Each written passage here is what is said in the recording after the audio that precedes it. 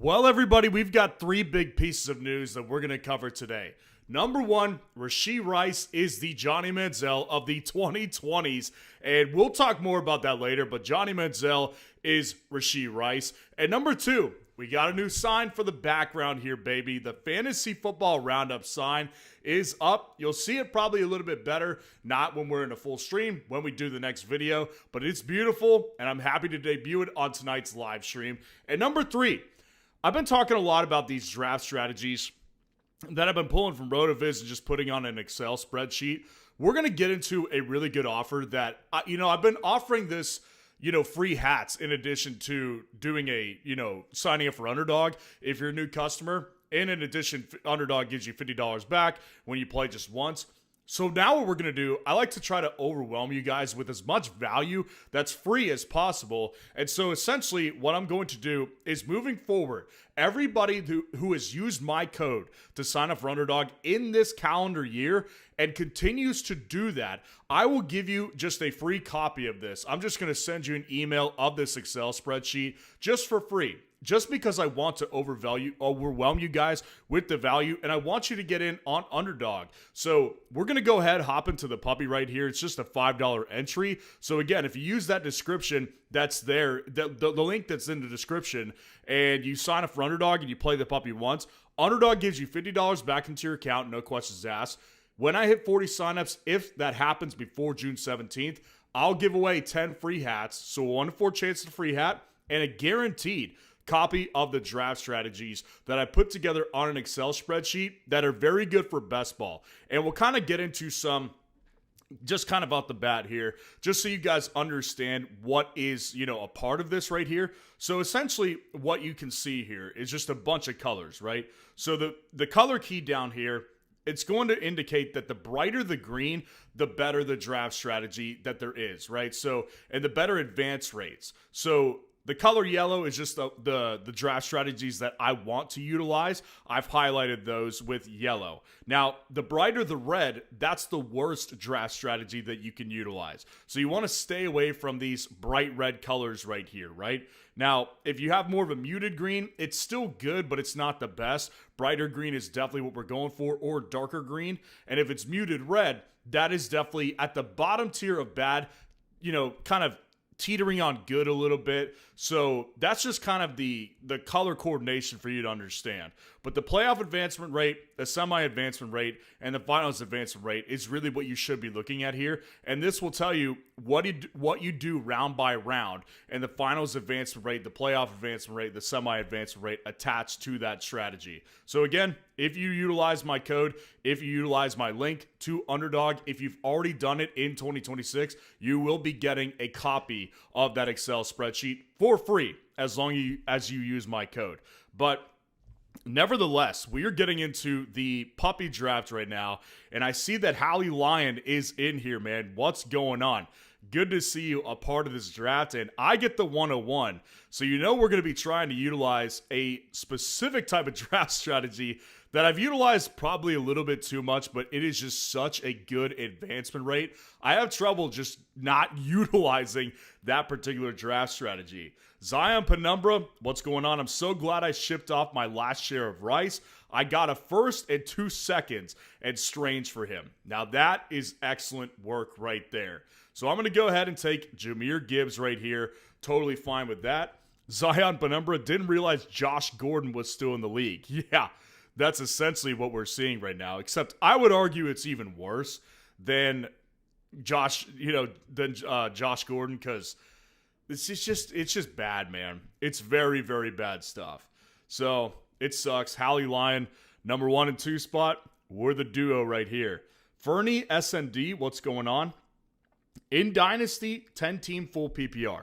Have Neighbors and the 26-106 was offered St. Brown and Dobbins. Which side is better? Hope the stream is going well. Streams are going great, man. We are at over 3 weeks straight now. We've been doing this at this point, and I've been having a blast. And by the way, if you want a chance at 2 free hats tonight, guys, make sure to like the video. I want to try to get this live stream one of these days to 100 likes. So if you would like the video, subscribe to the channel.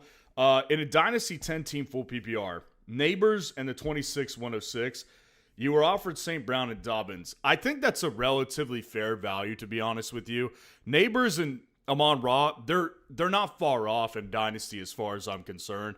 I would still prefer Neighbors just because he's a little bit younger. But in the injury, like, should you be concerned? Should you not be concerned? Bottom line is, we don't know what he's going to look like after coming back from the injury. So it is a little bit concerning from that perspective. I'd probably just stick with Malik Neighbors and try to get like a Jadarian Price at the 106, Casey Conception at the 106, Kenyon Sadiq. I'd probably stick with Malik Neighbors. I love talks of draft strategy for BB and redraft. Yeah, like I said, we're giving away a copy to you guys if you have utilized my code and the link in the description in the calendar year of 2026. I will be just giving you guys a copy for free. And moving forward, if you utilize my code and the link in the description, I'll give you guys a copy for free because I want to try to overwhelm you guys with as much upfront value as you could possibly get. And I know that some people have put together draft tools with this stuff, and it's more interactive than what I'm offering, but this is just essentially kind of the bread and butter information of what you would need. So, yeah, moving forward, we'll give a free copy of this to anyone who uses my code and the link in the description to sign up for Underdog. Let's see what we want to utilize here. I mean, we know what we want to utilize. Going Josh Allen is just never a bad thing. I'll tell you what I'm going to do here, though. I found this. I was researching draft strategies, and by the way, the numbers are up to date as of today. So I was kind of plugging this one in and seeing what I can do. RB throughout round 5. So I'd have my RB5 by round 5. I'm going to try to utilize that because I found something that I kind of liked in there, and I want to try to utilize in 2026 at least once. And I've been doing a bunch of Josh Allen. So I'm going to go different this time, and I'm going to go with running back through round 5. And we're going to see what happens here. I'm very curious to see how this strategy can go. So we're going to see Rasheed Rice fall. We haven't even touched on him yet. We're going to go Josh Jacobs, and we're also going to go with Travis Etienne. So yeah, to touch on Rasheed Rice really quick, my gosh.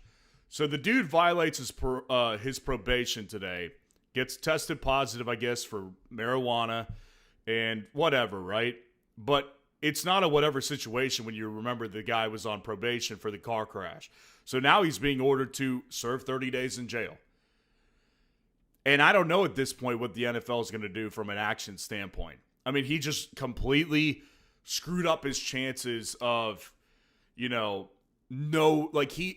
from this point forward, like from earlier today, before this news dropped, before that, he was in the clear for a couple months. But I've been saying this for a while now. The thing with Rasheed Rice, man, is what makes me nervous.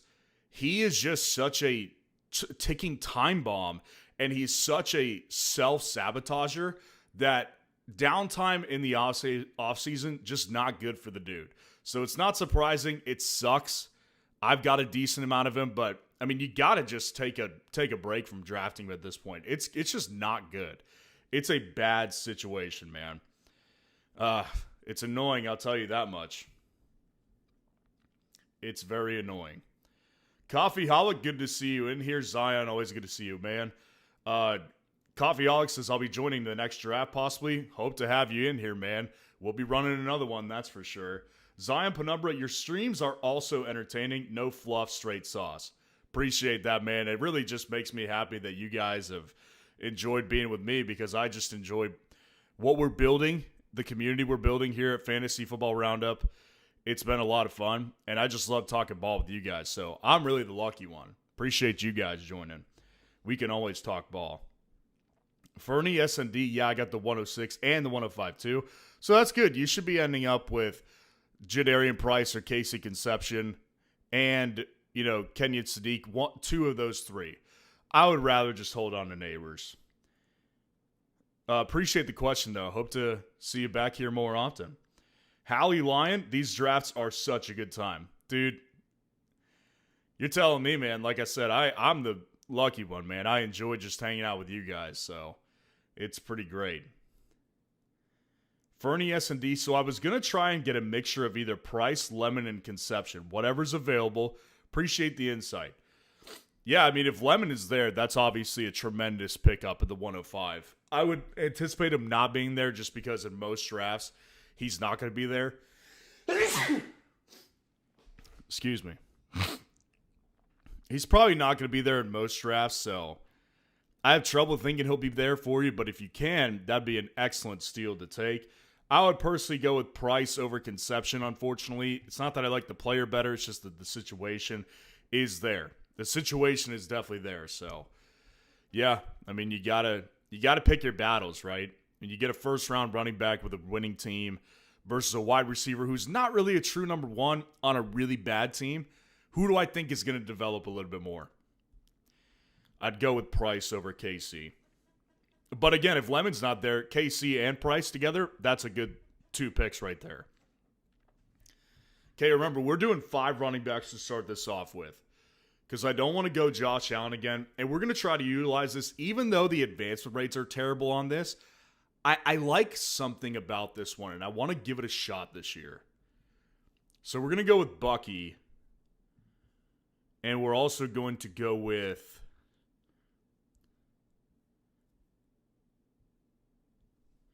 Jadarian Price. And these will be my 5 running backs that I take. So I'm done with running back. I've got my 5 running backs here. These are going to be my guys.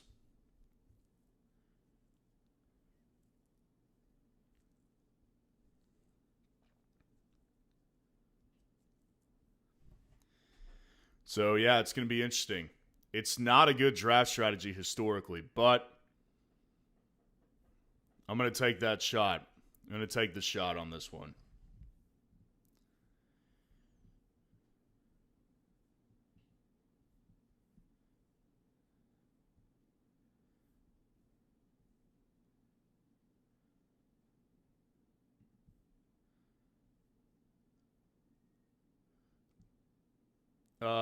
Blake, hunting and fishing. Good to see you, man. Good to see you in here as always.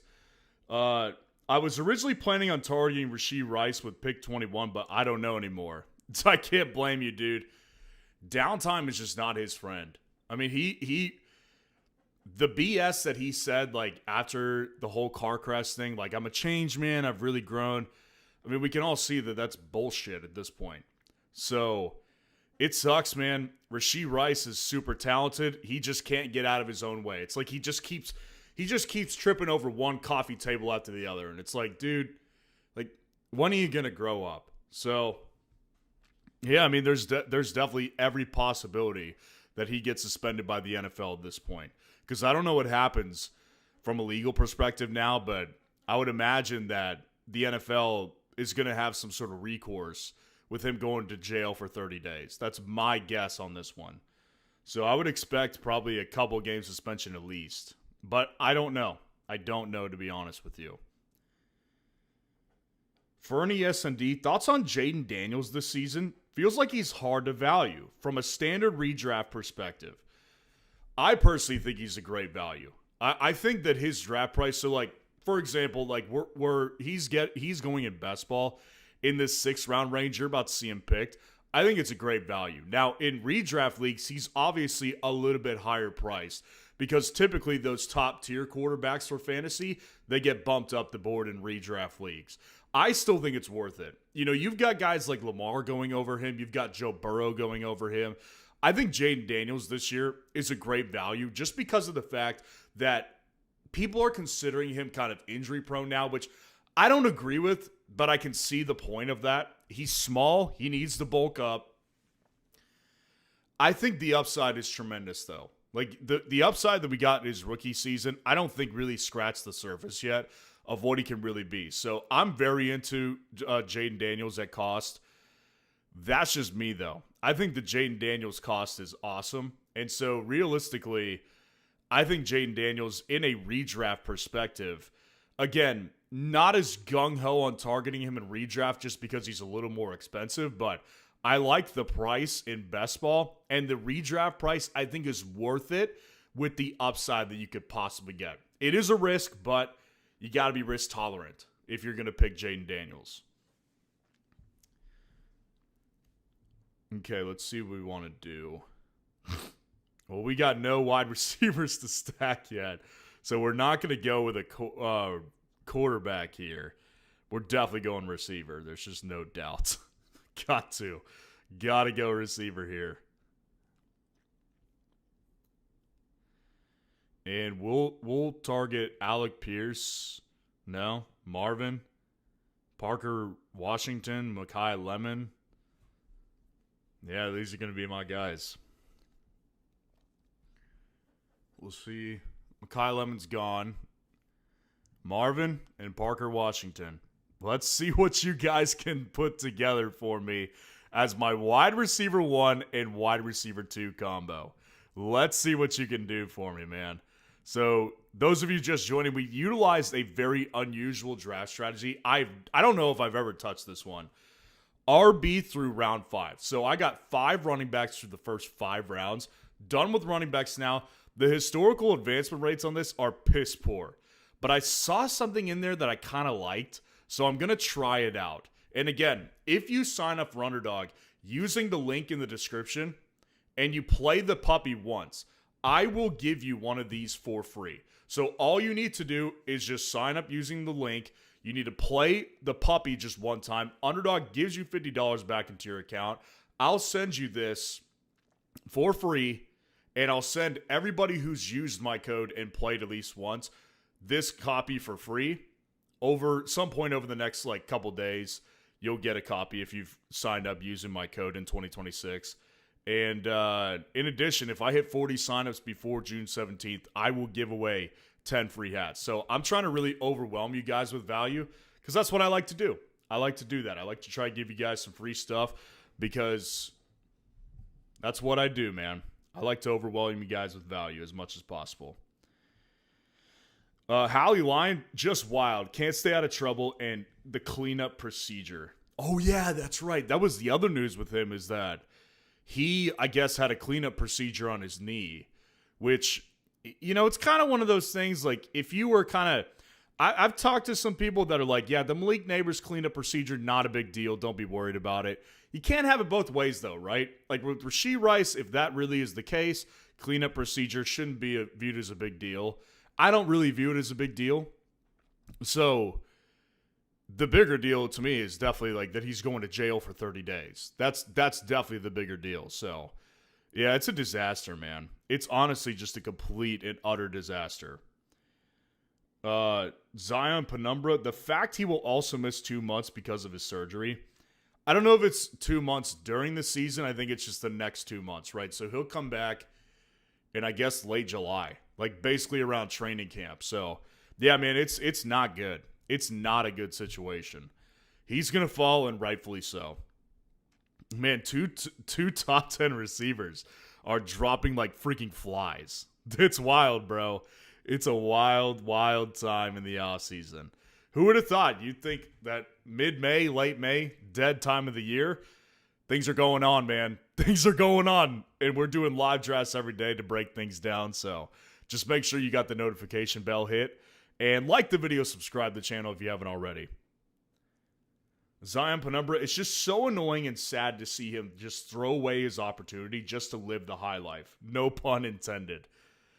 The pun still hits, though. Yeah, man, it is sad. It is actually sad. On a human level, it is actually kind of sad. The older I get, I kind of I don't know. The older I get, I kind of start to think about the deeper stuff. It's man, this guy, he's just ruining, he's just throwing away. What such an awesome opportunity. It's wild, bro. It's very wild, but it's his life, I guess, right? His life. Trevor didn't make it back to me, but that's, what are you going to do?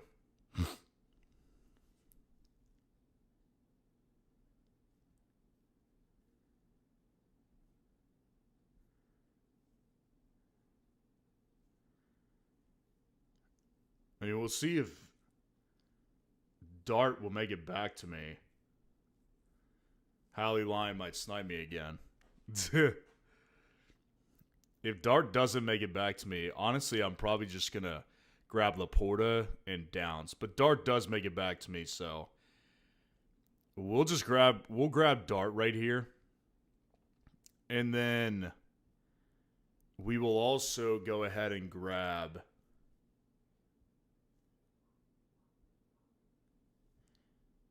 you know what? We're still going to grab Laporta, actually. I still do not have my wide receiver 3. But we're trying something here. We are trying something here. And that's what this part of the offseason is about in all reality. It's a big day, man. It's a big day. New sign in the studio. The Rasheed Rice news. Lots of stuff going on. Hallie Lyon, he has so much talent too, could be so good. Yeah. It's just some of those guys, man, they just do that. And, you know, every generation's got at least one, right? Last generation, it was Josh Gordon. Like when I was in high school, he was like, you know, one of the more talented receivers we'd seen in years. And, you know, I think with him, maybe it'd be a little different nowadays. Because they've, like, really relaxed their protocol on marijuana, to my understanding. So maybe it'd be different now. The thing with Rice is that, like, he's doing criminal stuff. So it's like you can't really turn a blind eye if you're the NFL on that one. But again, not a morality channel, so I don't really want to discuss the legal aspect and the morality aspect of it too much. But it's definitely not good. Coffeeholic, been looking forward to the stream all day, bro. Been looking forward to it as well, man. Yeah, we dropped the hardest strength of schedules video today. So kind of went through some research and to see if you should be avoiding those type of players. I do think the running back part of the research was interesting. So if you haven't checked it out, you should check it out after this live stream. But of course, we'll be running another draft after this one. So don't go anywhere.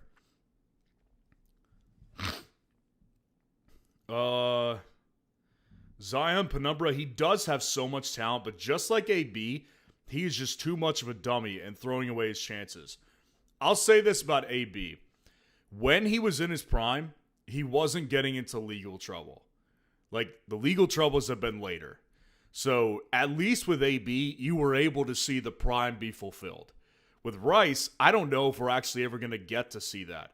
Because this dude, he's 26, I think, now. Knee surgery, it was not an easy knee injury either. Like, he tore a couple ligaments. 26 years old, knee issue, dumbass it looks like. So it's like, yeah, man, I don't know if we'll ever get to see it, to be honest with you.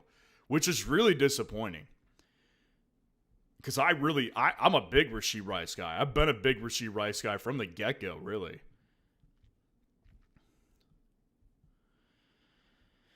Okay, let's see.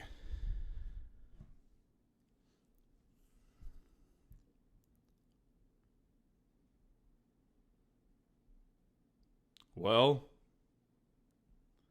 kind of getting down the wire with quarterbacks here. I will say that. We definitely got to go wide receiver, though. Definitely got to go receiver. I could grab Wandale and stack him with Cam Ward if I wanted to here. Could grab Jaden Higgins. I could grab Likely to stack with Dart. No Wandale for me. So I'm going to go with Jaden Higgins for sure. And yeah, I'm gonna try to roll the dice and see if I can get a quarterback back to me. I'm going to go with Likely to stack with Dart. It's an interesting draft right here. I'll tell you what, man, it's an interesting draft. Fernie SND, I have a feeling the 104 pick wants Price, so there's a good chance Lemon goes to the 105. Well, that would be a win for you. That would be a win for you. I think Mekhi Lemon is a better pick anyways, so I hope that happens for you. Graham Richardson, good to see you in here, man. Hey, man, what's wrong with Rice? If you haven't heard the news already, man, he violated his probation, tested positive for marijuana, getting thrown in jail. So 30 days of jail for him. And at this point, he's opened himself back up to the NFL for suspension, possibly. Some sort of disciplinary action could very well happen at this point. And he apparently had a cleanup procedure on his knee, which, again, I don't think is that relevant. I mean, it's newsworthy for sure, but the bigger story is obviously going to jail for 30 days. Yep, sucks. Zion Penumbra, how do you feel about Jonathan Brooks? 2 ACLs back-to-back, and even though in college he was great, we don't know what the production he will have this year. Yeah, man, I mean, I've talked about this a lot. I'm kind of known as a Chuba Hubbard stan a little bit over here because he really helped us win $19,000 on Underdog in 2024. And I was trumpeting from the rooftop, like, this is the guy, not Jonathan Brooks. Not to mention, like, it was the same ACL tear twice in a calendar year. So I don't trust him very much, to be honest. The price is not bad, right? Like, the 11th round price point. I don't hate that price point, but I would much rather put my chips in the Chuba Hubbard camp. Much rather do that. So I think you look at the situation too, like, people think Chuba Hubbard's on the outs a little bit, and I get that because of the Rico thing last year, but Chuba had success with the Dave Canales system. We haven't even seen Jonathan Brooks on the field, let alone have success in the system. So I'd much rather put my investment towards Chuba Hubbard. Zion Penumbra, he should, according to the player code of conduct, he has to be sus, but it would be at least 3 games up to a season. I bet 4 weeks most. Yeah, I don't know. I honestly think 3 to 4 weeks is probably the minimum. I mean, it's not like this is his first rodeo, right? Like, if this was his first rodeo, then it's like, okay, you know, maybe we can just justify having it low. And I'm not rooting for a longer suspension. I'm just saying I could easily see how this becomes a 6 to 8 game deal. I could easily see that. Because wasn't it last year? Wasn't it 6 games? For the car crash originally. So it's like, you know, repeat offender, does it get worse than 6 games? I don't know. I really don't know. But all I know is that he should drop in drafts because he's a massive risk at this point in the second round. And for example, in this draft, he went in the 3rd round. So we'll see how far he continues to fall. Well, if Cam Ward is there, I'll definitely take him. No question. Cam Ward is not there, so what are you going to do? CJ Stroud is no longer there either. So we're going to do... You know what, man? I don't have much Bryce. I'm doing something real different in this draft. I'm going to go with Bryce.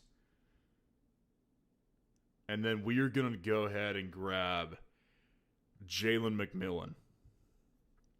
And this is a weird team build, I got to say. I don't feel great about this team build right here. But we're doing something different. Huggy Skyway, take 2 more running backs. Good to see you in here, by the way. No, we're going to stick with 5. Like I said, the reason I'm doing this is because I was doing research today, and I was making sure all the numbers on here were accurate before I started giving this out to you guys. I found something interesting with this one, going RB through round 5 and then not doing it again. I found an interesting kind of strategy that could pay off, but I don't know. Like, we're not going to do this too many times, I can tell you that. This is not a draft strategy I'm going to recommend to you guys either. Because, like I said, you know, the thing with the colors on here is that you want to avoid the red and target the green. So, again, I am giving these out. Like, all you need to do is just utilize the link that's in the description. Sign up for Underdog using my link and my code. And when you play the puppy once, it'll send me your email automatically. And then from there, I'll give you one of these copies for free. In addition to Underdog giving you $50 back and a 1 in 4 chance at a free hat if I hit 40 total signups before June 17th. And we're at 13. So, but I like to try to overwhelm you guys with as much value as possible. So I'm giving these out for free, as long as you use my code. And yes, if you did use my code in 2026 already, I will send you a copy of this. I don't know when it'll be. Probably not like tonight. Probably some of you will get it tomorrow. Over the next couple days, you guys will start to see it.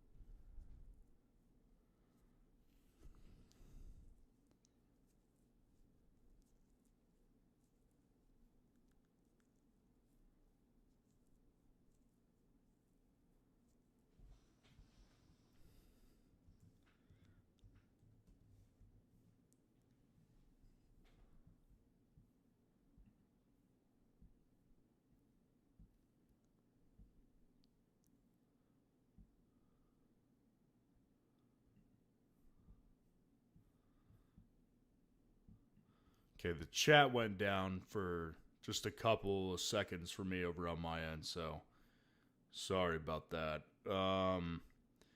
Grant Richardson, again, good to see you, man. Got in a draft the other night and got Stafford, Devonta, and Puka. Thoughts? That's a very high upside stack, obviously. I've grabbed it a couple times myself. And typically, if I get Puka, I'll try to target that type of stack. So, yeah, I like it. Am I going to? Do I think it has the same upside as last year? Probably. Is it going to be as likely? Probably not. Just because it's hard to see Stafford doing that again to the tune of 40-plus touchdowns. And it's also hard to see Devontae having another healthy, mostly healthy season where he has 12-plus touchdowns. But it's very high upside for sure. That's one of those higher upside stacks, no doubt. Okay, let's see what we want to do here. We'll wait on tight end for a little bit. We're going to go with a backup quarterback as well.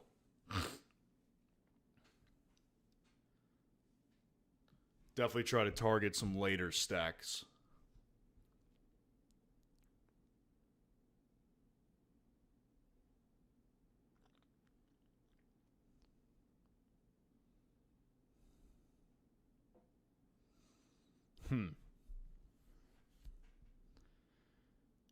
Yeah, I'm gonna go with Debo. I want to get some veteran in this wide receiver room. And then I'm also going to go ahead and take Jerry Jeudy.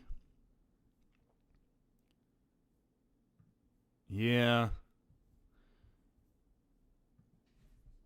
We're going to target either Chris Brazell to stack with Bryce, or we'll target Malachi Fields. We'll see. Blake hunting and fishing. What are your thoughts on Breece Hall? Geno Smith throws a lot of checkdowns when Fields likely would run it himself, so might be good for fantasy, but I go back and forth. I see your point. I do think, I'm probably too low on Breece, to be honest with you. I just really don't like the Jets. Their situation sucks. I don't have a personal vendetta against them. I just think they suck.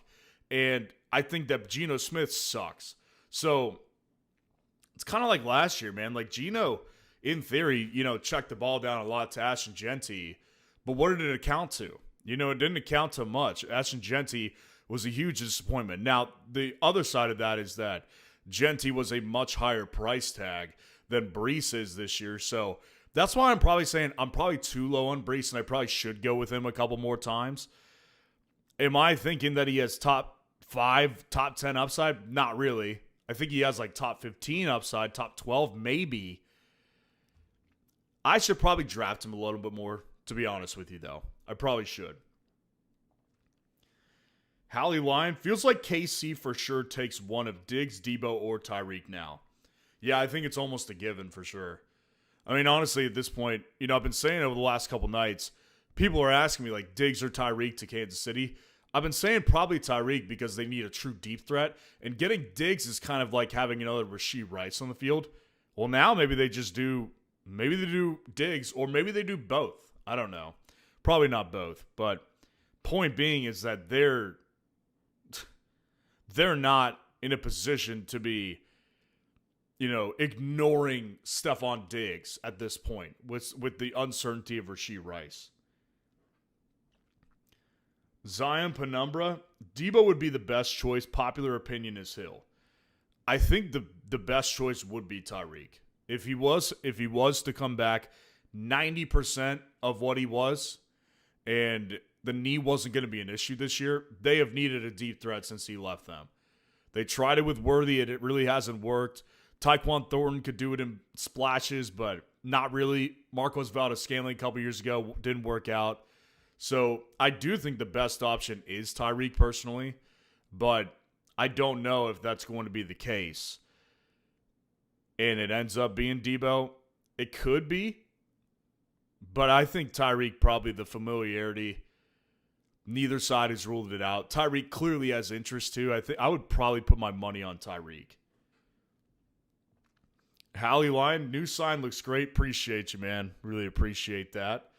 And, man, I'm glad you were able to get in this draft. So, again, we're going to get into another draft after this one. So, make sure to have that trigger finger ready for the puppy draft that we will get into.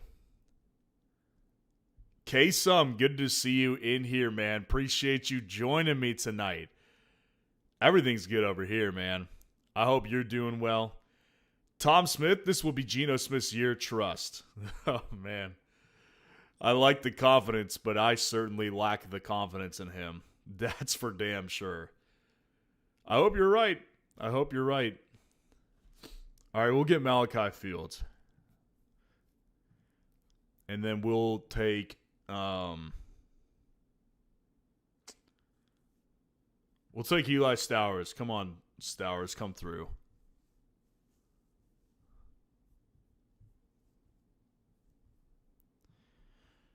And we're going to utilize our backup quarterback strategy here at the end.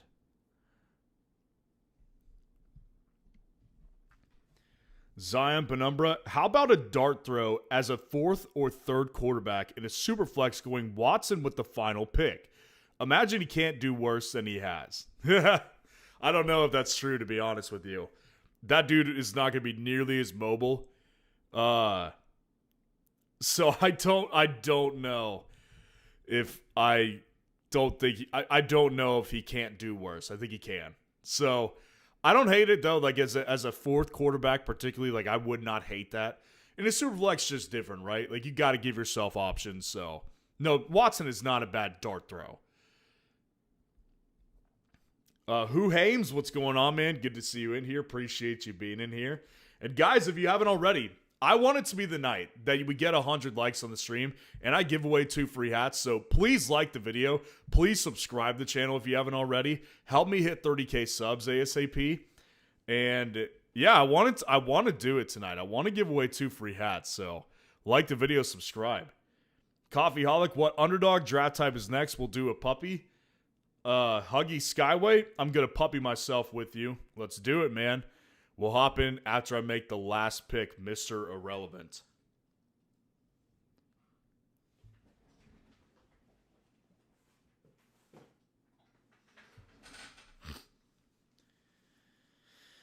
All right.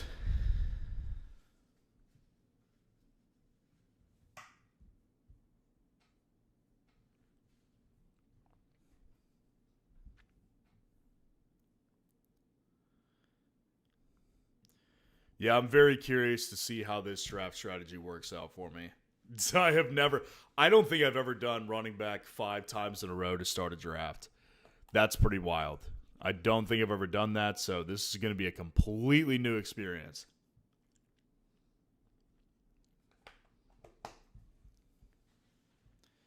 Going to be fascinating to watch.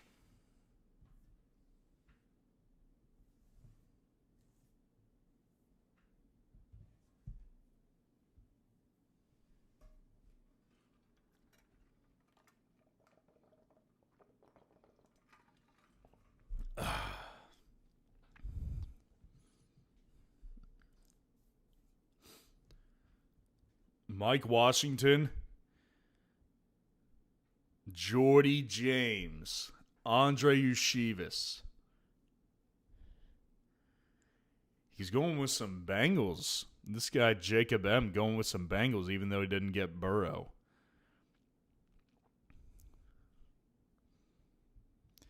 All right, so for those of you who don't know, we like to mix it up and grab a quarterback that is a backup. In the event that the starting quarterback gets injured or benched, nobody is drafting a backup quarterback. And an underdog, as unique as you can make your team, the better it can come out. Think of Malik Willis last year when he came in for Jordan Love and had a massive game in Week 17, the fantasy championship. Nobody drafted him last year, but we're trying to change that luck this year, and we're going to go with a backup quarterback. And I'm going to go ahead and go off the theory that someone had the other day about Dak getting potentially injured this year. Not hoping for it, but Joe Milton is the pick, so he's Mr. Irrelevant. So we got Jackson Dart, Bryce Young, Joe Milton, Jahmyr Gibbs, Josh Jacobs, Travis Etienne, Bucky Irving, and Jadarian Price at running back, Marvin Harrison Jr., Parker Washington, Jaden Higgins, Jalen McMillan, Deebo Samuel, Jerry Jeudy, and Malachi Fields at receiver, Sam Laporta, Isaiah Likely, and Eli Stowers at tight end. Let me know what you think of the team. Like the video, subscribe to the channel to show your support. Hoping to give away 2 free hats tonight, but it only happens if we hit 100 likes on the stream. And let's hop into the puppy right now. $5 entry, $100K to first place. And if you want to get in on this action and you're new to Underdog, just go to the description, grab that link that's there, sign up using the code that'll fill in. And when you do that, just hop into the puppy, and Underdog gives you $50 back, no questions asked. I want to overwhelm you guys with value, so I will throw in this draft strategies Excel template sheet that I've been putting together for years with the best and worst draft strategies to utilize on Underdog by playoff advancement rates and advancement rates in general. So I'll throw this at you for free when you use the code and play with me. And we're waiting on 7 people in this lobby. So go ahead, hop in with me if you're new. And also, if I hit 40 signups on Underdog before June 17th, I will give away 10 free fantasy football roundup hats. So you'll get a 1 in 4 chance at a free hat, $50 back into your account, and a free Best Ball Mania / Underdog draft strategy spreadsheet. And yeah, let's get this one filled up.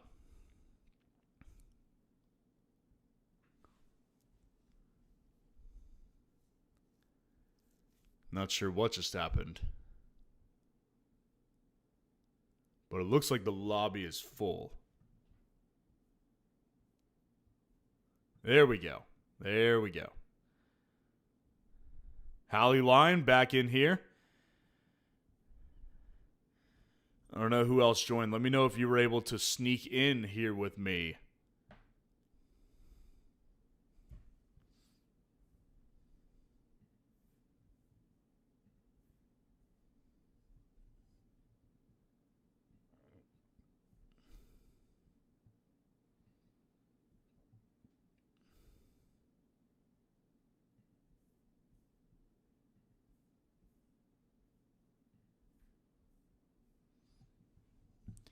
We're at the 107 in this one. So hopefully Amon-Ra is there, and that'll make it pretty easy. But we'll figure it out.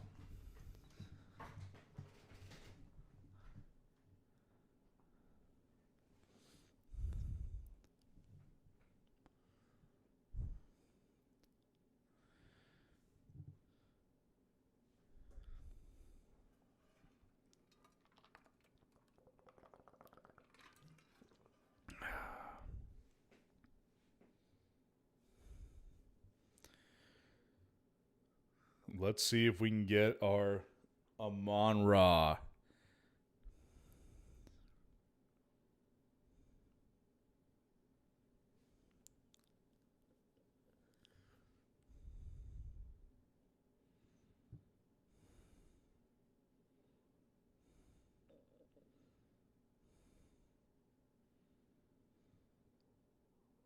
We get Amon-Ra. My exposure rate to Amon-Ra is definitely climbing. I will say that.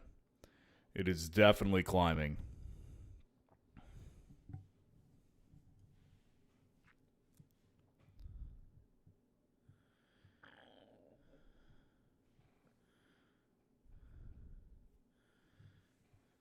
McCaffrey goes, James Cook, Justin Jefferson, CeeDee Lamb. Hallie Lyon going with JJ. I feel like you've gone with JJ quite a bit, Hallie Lyon.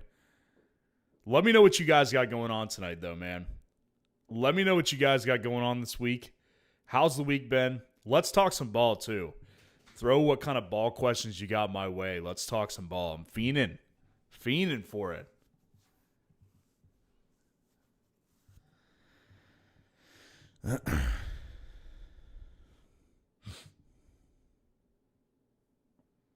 Okay.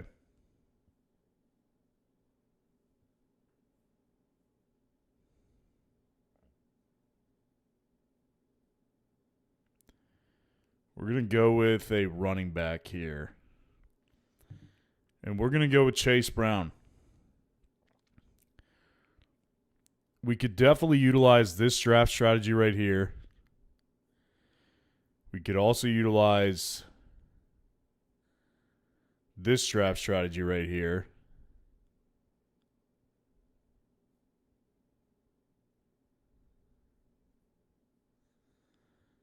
Yeah, we'll go ahead and stick with this one. So we'll go running back again in the third.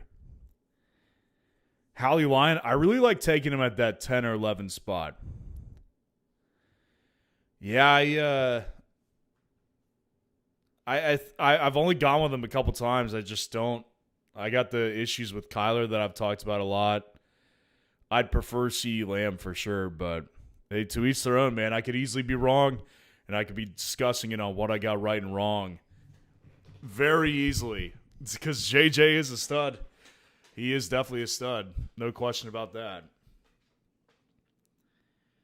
Who Hames? What's going on? I'm just vibing out on Draft 8 for the day. Let's go, baby. Let's freaking go. It's draft season, man. If you're itching to draft and you haven't tried best ball, I would recommend if you could be responsible drafting, because this is where the best drafters congregate, as Who Hames can acclaim to for sure. Hallie Lyon. Kyler worries me, so I'm hoping for a surprise year. Yeah, I mean, I think that it's good to have a healthy amount of skepticism with JJ just because, like, not because of the player, obviously, just because of the fact that he's in bad position with the quarterback that's there. I mean, he's at a dependent position. That's the bottom line, is that if you're a receiver, you're at a dependent position, and it completely, your success is going to completely depend on the it's going to completely depend on the quarterback and what he's able to do for you. Jedi Loco, good to see you in here, man. I'm down for next draft, just got on. Let's go, baby. Definitely down to do another one after this. Who Hames, what player are you overweight on that also scares you? I will say this. I was reading something about Tank Dell today, who I am very overweight on. He's my third most drafted player. I was reading something about this today about how the Texans aren't really sure if he's even going to be ready for OTAs. That worries me. Like, that definitely scares me. And for that reason, I'm probably going to start cooling on him a bit. I mean, Tyreek, there's a healthy amount of scare just because of how much I have him. I've got like almost 40. I've got 40 shares of Tyreek Hill. I checked that earlier today. Like, I have a ridiculous amount of Tyreek Hill. That one should scare me just because he's obviously still not on a team. So that in itself is definitely a problem. Let me think on it a little bit more. We're going to go with a wide receiver here.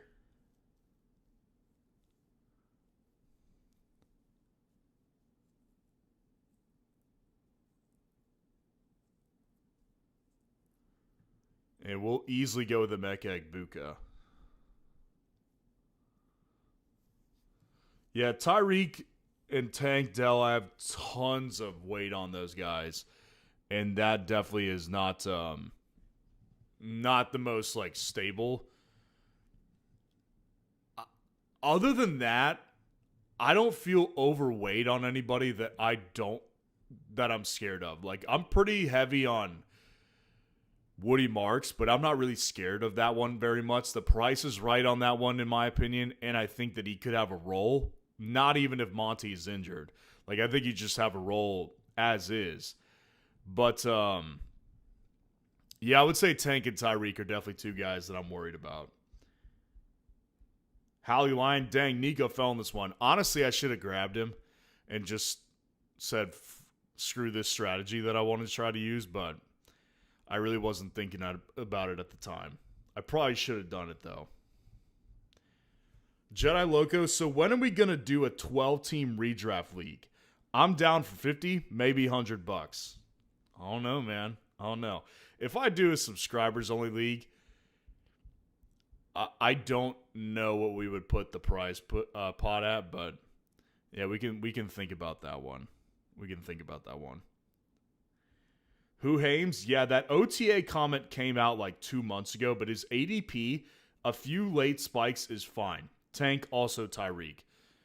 Yeah, no, I mean, those are guys that, from a value perspective, like I've been taking a ton of them because the value is so cheap that it makes sense. But just from the fact that I'm overweight on them, that's what makes me worry about them. Like with Woody being my second most drafted player, I really don't have a ton of concerns with Woody. Because he hasn't really given me a reason to. But with those two guys, they have definitely given me reasons to worry about that. Give me Rome. Rome all day. Give myself stack potential here if I'm able to get him back.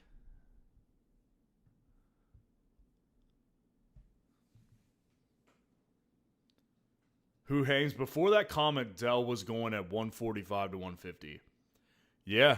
Yeah, I mean, he was going there for a while, but then he dropped back down, so it's good. I mean, it's good where he's fallen back to because it makes him more of a value. Tyreek has been falling too. So I like both those guys at cost, but again, you asked me about like just being overweight on someone. Those are two guys I'm pretty overweight on. So I would say I'm worried about those two guys. But I'm probably going to continue to draft both of them in some drafts because those are just kind of like staple picks for me in the later rounds. Jedi Loco, let's try the underdog tonight. So we got one vote for the Bulldog, not underdog. One vote for Bulldog. If anybody else has a vote for the next draft, put it in the chat. But as of right now, we're going Bulldog unless someone changes it.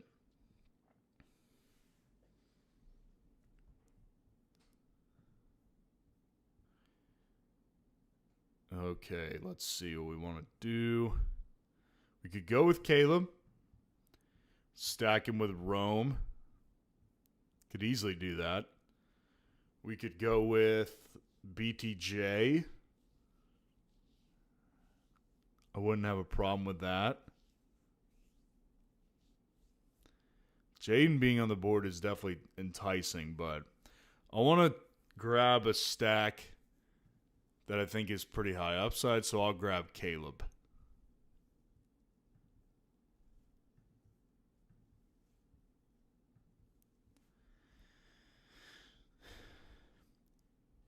Who Hames? I agree with you on Woody. Also, they improved the line a reasonable amount, and he can play his more natural position.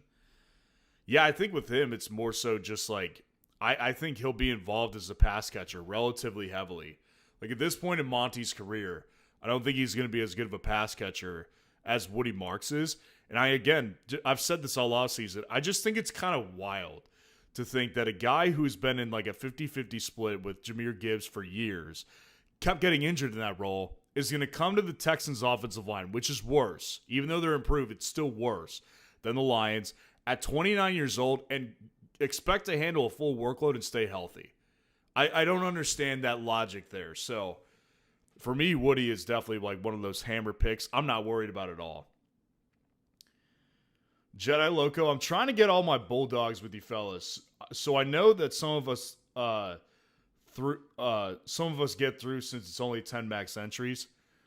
Yeah, I'm definitely fine with the Bulldog. I've got more Bulldog entries I could spare, so I'm down for it. Let me know what you guys think in the chat, though. Do you want to do Bulldog next, or do you want to do something else? Vote on in the chat. And again, like the video, subscribe to the channel to show your support. We got a long ways to go to hit 100 likes. And if we do hit 100 tonight, I'll give away 2 free hats. And I would love to do it. I would love to do it. So like the video, subscribe to the channel to show your support. And I would love to give those hats away.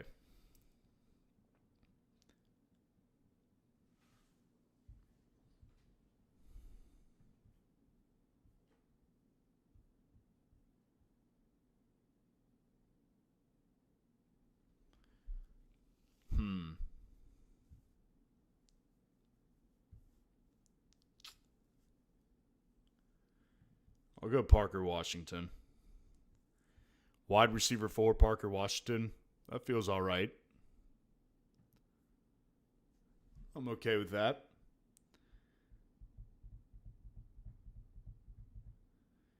Who Hames? Mine is Emmett Johnson. Got a lot. What are you worried about with him in particular? Just like that you're overweight on him, or is there another reason? I'm curious to know what the reason is, because I think Emmett Johnson is a solid pick at the value as well. I haven't taken very much from him, though. Not because I don't like him, just because he's not one of my guys that...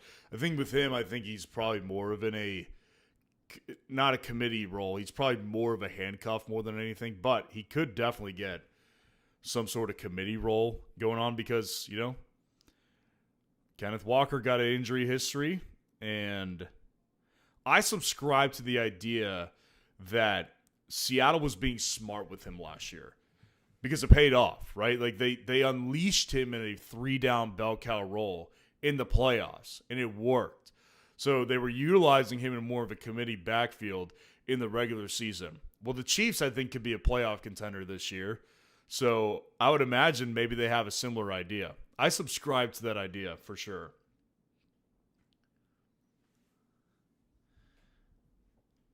Oh, excuse me.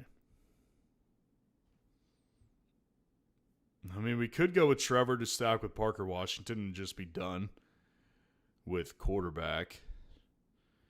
Or we could take Fannin.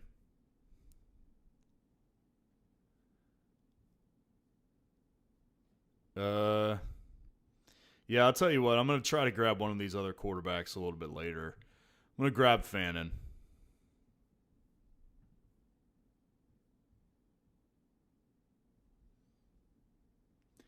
Jedi Loco. I don't know why Vidal fell so hard. What's your take? Probably just Keaton Mitchell. Probably Keaton Mitchell being there. Him being with the Chargers, I would imagine that Keaton Mitchell's more so a more relevant back. I think that, honestly, Vidal probably... They probably do want him more of like a reserve role. He was good for them, but he did get banged up. He's just a little bit of a smaller player. So I think it makes sense why they've got a guy like Keaton Mitchell. He's also just more of a receiving back. So I think that's what pushed him down ultimately. Not that Vidal can't have like a couple touches every couple games, but I think Keaton Mitchell will be the more relevant fantasy back. Hallie Line, I'll do a Bulldog. So we got 2 votes on the Bulldog. 1 vote on the puppy. Keith, the big shooter, good to see you in here tonight. Votes for the puppy. So 2 votes for Bulldog, 1 vote for puppy next. Let me know what you want to get into in the chat. Let me figure out what I want to do next.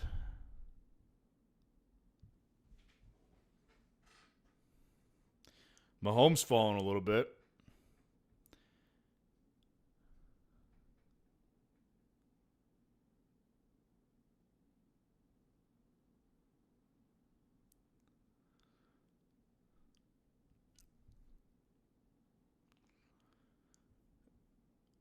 I will go ahead and take Goff if he's there.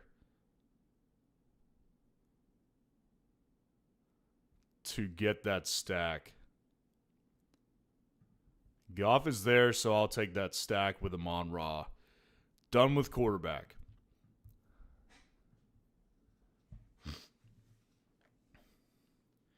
Who Hames? I just expected like a 4th round capital, and I'm curious about when pads come on. If he can hold up in pass protection, which he has to do, and it's a clear path if he does. Yeah, absolutely. I mean, I was kind of expecting like day 2 capital, like 3rd round draft capital for Emmett Johnson, so I was a little shocked. But at the same time, like, not the most athletically superior guy, didn't test well at the combine, so that's probably a reason he fell. Only asking questions because I know how much easier it makes the stream go. No, man. I'm here to talk, man. So I'm here to talk ball with you guys. So keep your questions coming. I enjoy every bit of it. Really appreciate you asking questions and talking ball with me. It's what I love to do most. So keep them coming, man. It's not bothering me at all.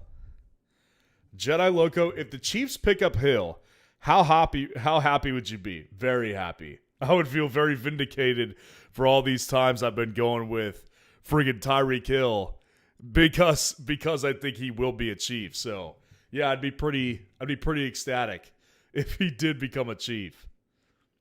Especially at this point, maybe he's a better pick than Rasheed Rice. I don't know. It's possible. Well, I finally got Bill to pass Rachaad White on the most amount of exposure. So I'm going to go with Rachaad White again. Bottom line is I want to chase that upside in the Washington backfield because I think it's there at a pretty good amount. So I'm going to go with Rachaad White.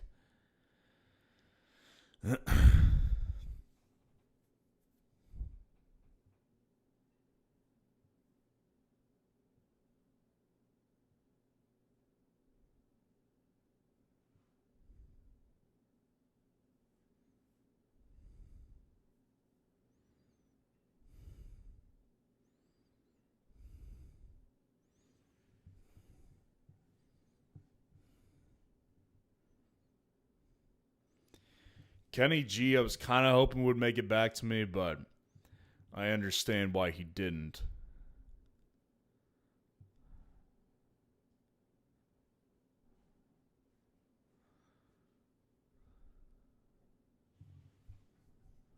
Okay, let's see.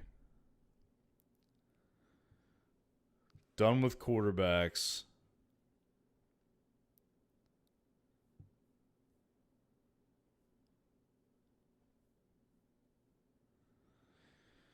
I don't really feel like doing tight end right now. I'll go Jalen Coker.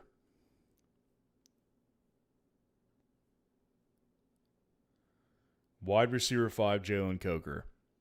I'm good with that.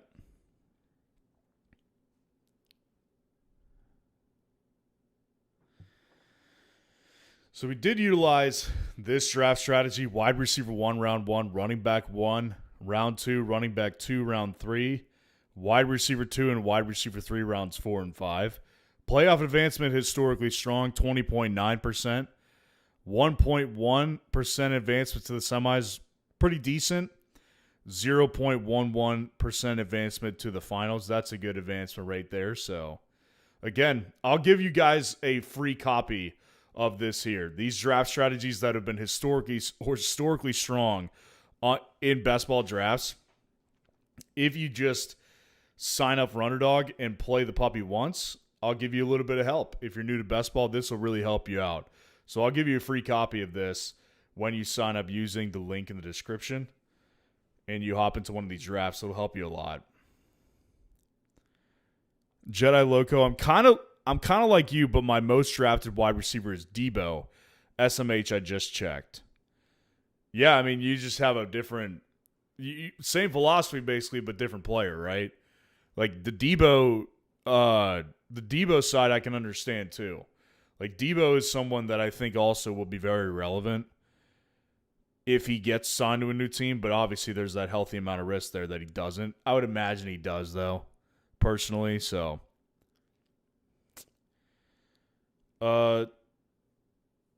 Speaking of Keaton Mitchell, we were talking about him earlier. I probably should get my exposure to him up. I've got a decent amount of Jonah Coleman these days. I actually checked that earlier as well. I don't have as much Keaton Mitchell, though.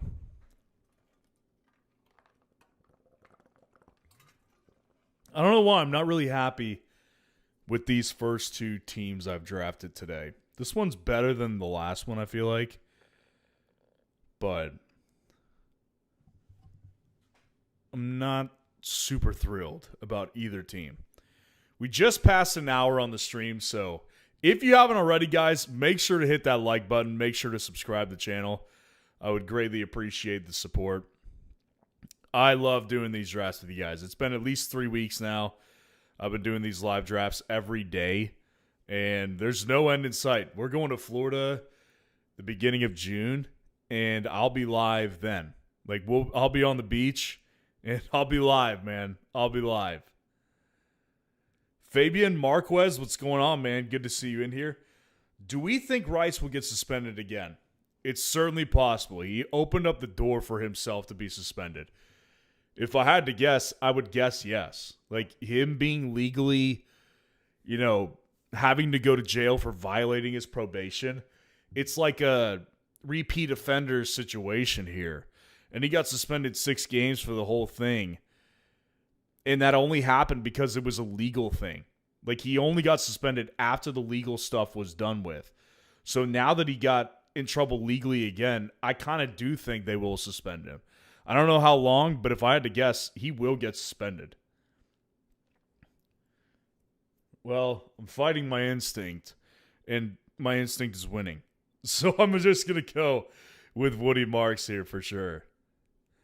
Chris Coate, good to see you in here, man. Chris Coate, you are now a moderator in the chat, if you did not know. And that's just from my appreciation of you being a longtime OG fan over here at the Fantasy Football Roundup. So appreciate you being in here, man. We think Tyreek is going to go to KC with the Rasheed Rice nonsense. I mean, I thought that beforehand. I definitely think more so now that it's more likely. But, I mean, let's face it. Tyreek's one of those guys that could easily utilize his downtime poorly, too. I mean, what was it, like 2 years ago? He was on a boat and he assaulted some woman. So, I mean, he's not exactly like your model citizen either.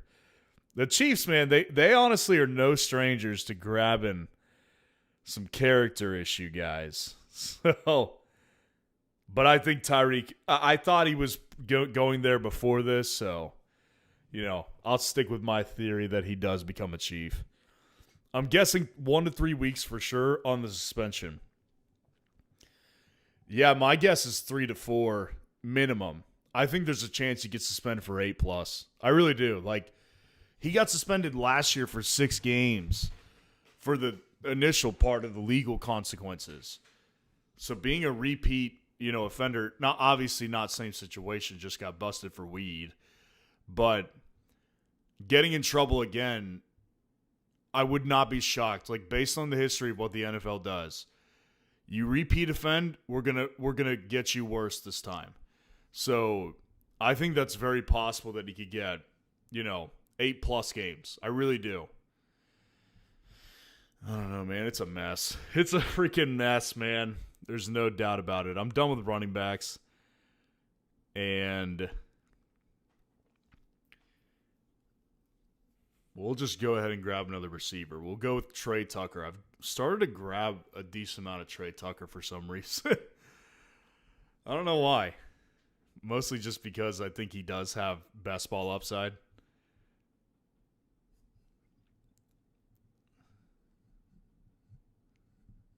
Allegedly. Right.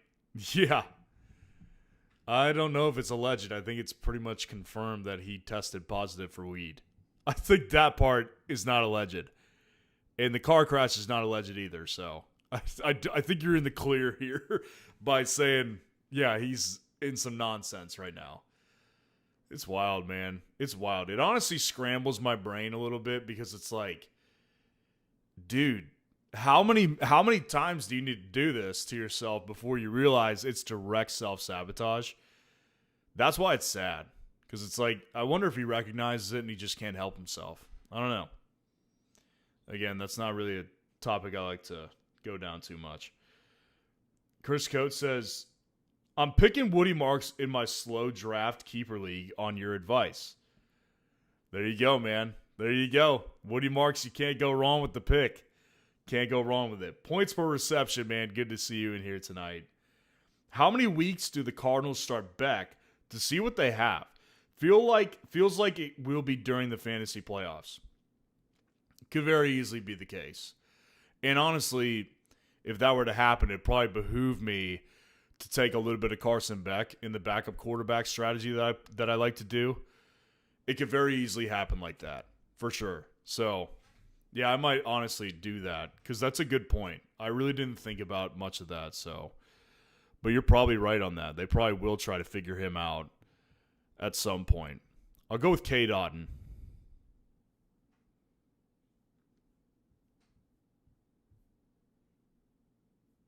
I'm going to stick with 2 tight ends here as well.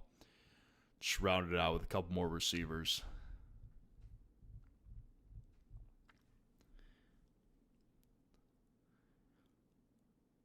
Yeah, Carson Beck easily could start in the final couple weeks, which would suck, but if you draft him in best ball, it might not be the worst idea.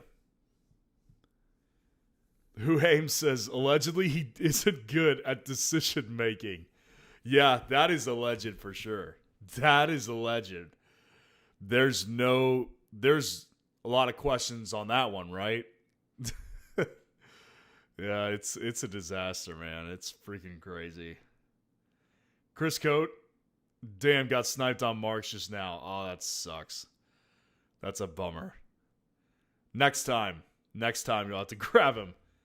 Huggy Skyway, was it by Hugo Skyway, Chris? Oh my gosh.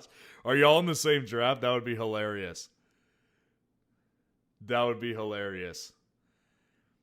Have Bijan, Achane, and Dowdle so far in running back. Want to grab one more good one. Give me a good late round upside running back I can get. Nick Singleton is definitely on the list for me. That's definitely a late round upside guy. Right in the top of the 14th on this one. That's actually kind of early for him. I like Tyler Algier too. I think he'll have upside. Sounds like it's raining out there.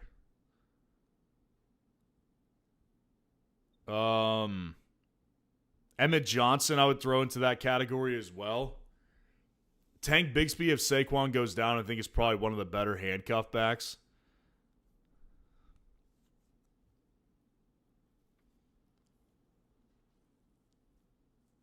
Okay.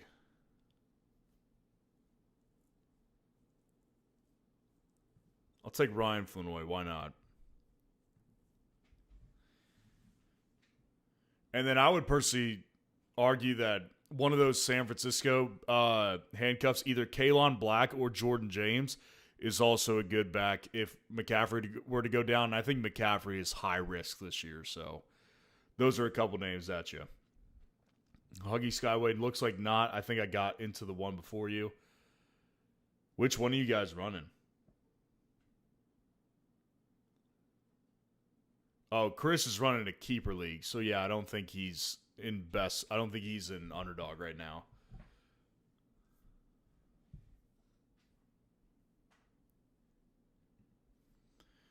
All right, so unless something changes between now and the end of this draft, looks like we're going to hop into the Pit Bowl after this. So if you want to hop in and you're new to Best Ball, again, link in the description. You use that link and the code that's there to sign up for Underdog. And Underdog gives you $50 back, no questions asked.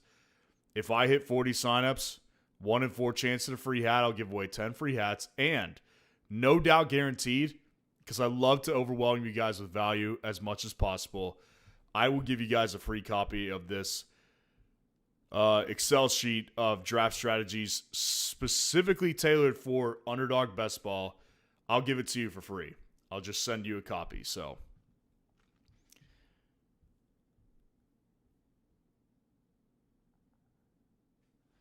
okay, we want to make sure we get Xavier Thomas, but we can wait on that one. We're going to go ahead and grab Booty. It's been a little bit.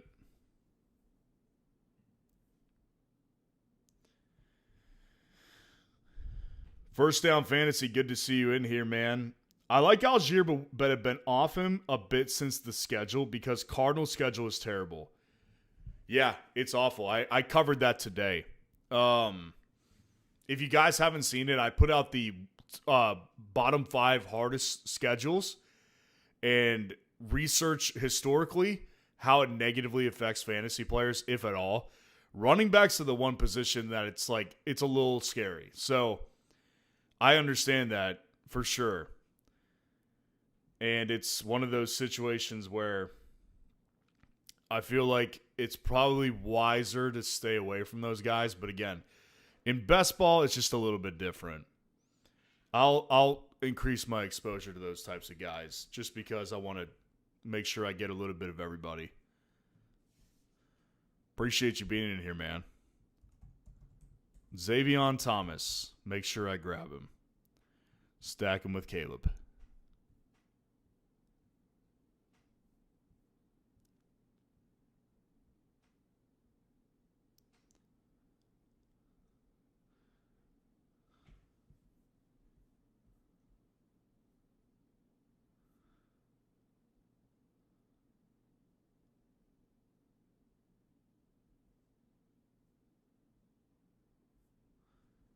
All right, Xavier Thomas, baby.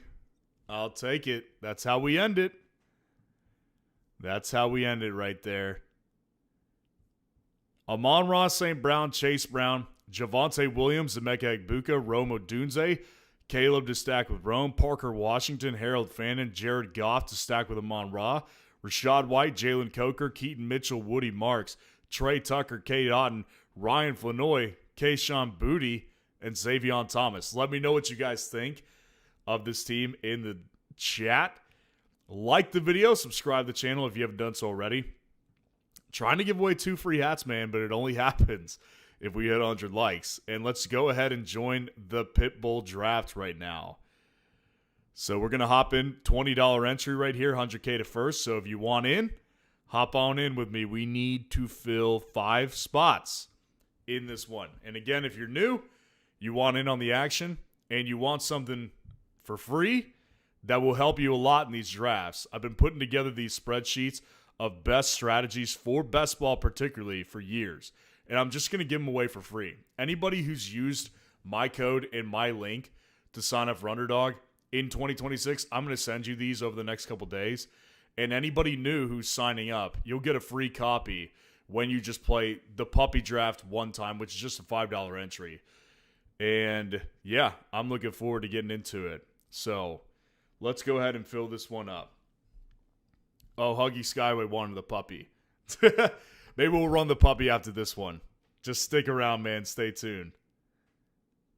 Cue ball. I can't justify drafting players with character issues. Too risky for me. Appreciate your channel. Appreciate you being in here, man. I'm blessed to have you guys. So appreciate you very much. And yeah, I think it's one of those situations where I said this last week and it feels eerie like now because it's happening, right? But I said last week, the problem with Rasheed Rice is downtime. Like he's in the clear now, but we've got 3 months, basically 4 months to the start of the season. So he could easily get himself in trouble and look what happened. So it's not a bad idea to stay away. Always good to see you in here, man. Anthony Jackson, what's going on, man? Good to see you. What do you think of my team? I'm team 1. Oh, let me go check. Let me go check it out. So we were just in the puppy, I think.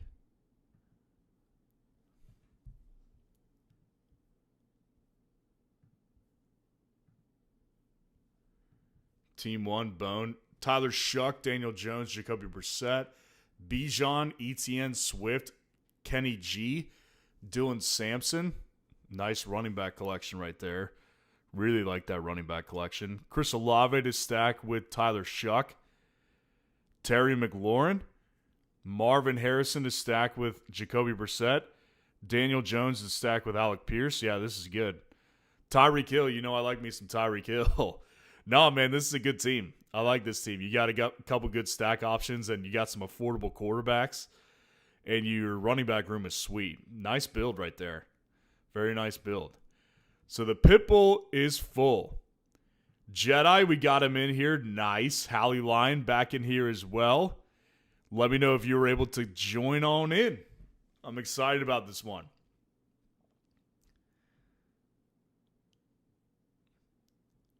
Chris Coate, how y'all feeling about Jaden Higgins for next year? He's someone I can get behind at the cost. I haven't drafted him as much as I actually have kind of wanted to. So I'll probably take a little bit more of him. The only thing that could really kind of derail him a little bit is if Tank Dell is the predominant wide receiver too. Because, Jaden Higgins, I wasn't big on the prospect. I didn't think he looked great very much last year. He had a couple moments where it's maybe he could be good, but I'm holding him in a dynasty league, so I want him to do well. But I just wasn't the biggest Jaden Higgins believer last year. And nothing has really changed that belief for me, so I'm not wild on it, but the price is fine. So I think at the price, it's a totally fine shot to take. Have Bijan. Should I grab B-Rot as the handcuff on my next pick? I'd personally, you're in a keeper league, so it's a little different. I probably would do it in a keeper league since it's not an underdog best ball league. But if it was best ball, I would try to go for one of those, later round upside backs rather than just a pure handcuff. So, yeah, if I was in your position and I was in a redraft keeper league, I would probably do that. Amon Ra goes, so I'm going to go ahead and just take JT. Pretty simple. At the 107 again. 6th spot for Hallie Line. Yep, you're going to be right in front of me stealing my guys, man. Yeah.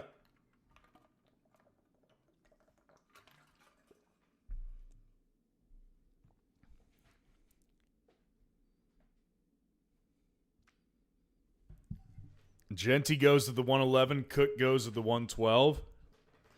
Cook Achane stack is one of those pretty common ones that I've been seeing over the last couple weeks.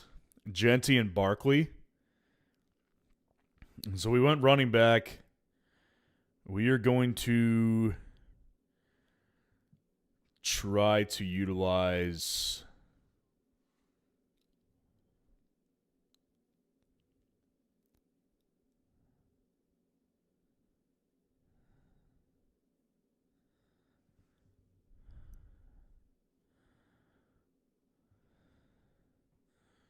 we're going to go ahead and grab.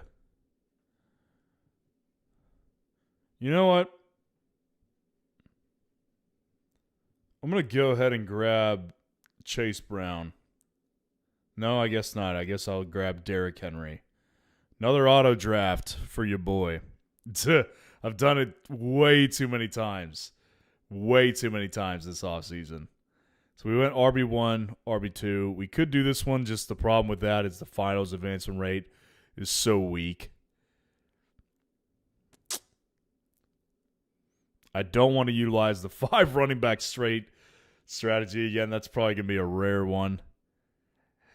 Could do this one, I guess. We could utilize this one. The advance rate isn't very strong on that one either, though. The problem with this one is we're not going to get Josh Allen back to us probably. Because Hallie Lyon's going to snipe me. Chris Coate, JT has the highest Vegas yardage prediction this season. I don't trust Vegas, man. I know people like to look at that, and I like to, you can glean good stuff off of it. I just don't usually trust Vegas very much. I don't take what they say as, how I go run through my drafts. I'm hoping JT can do well. I am worried about him because of the volume last year, though. Definitely worried about JT. Hallie Line, I've had some poor auto draft moments. Me too. Hallie Line, you didn't beat me when I picked Emmanuel Wilson in the 7th round on an auto draft. Nobody can beat that. That's pretty impossible to beat right there. You're not going Josh Allen on this pick? Maybe we'll get him back. Nope, we don't. Juggernaut goes ahead and grabs him. So we're going to go ahead and just utilize this one. Go wide receiver here. I mean, if Rice is there, maybe take him at a falling value.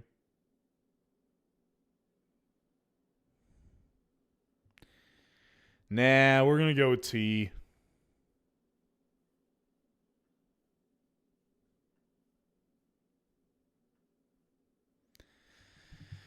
See how far Rice can fall. That's really the motivation for me is I want to when things happen and bad news comes out about a player, I want to see how far they fall.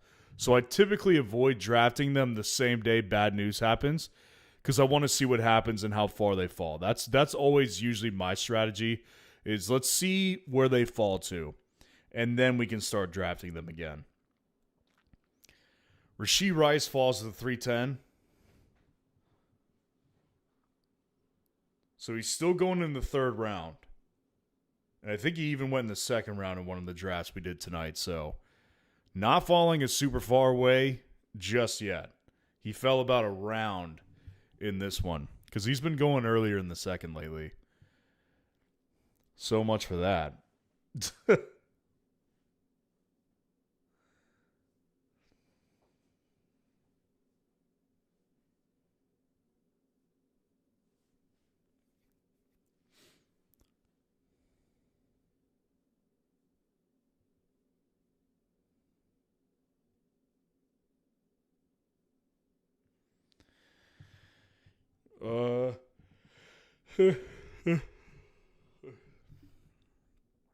Let's go ahead and grab Lad.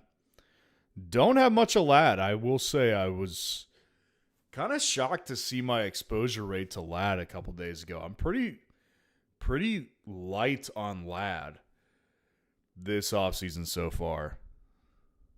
So we're going to build that up a little bit more.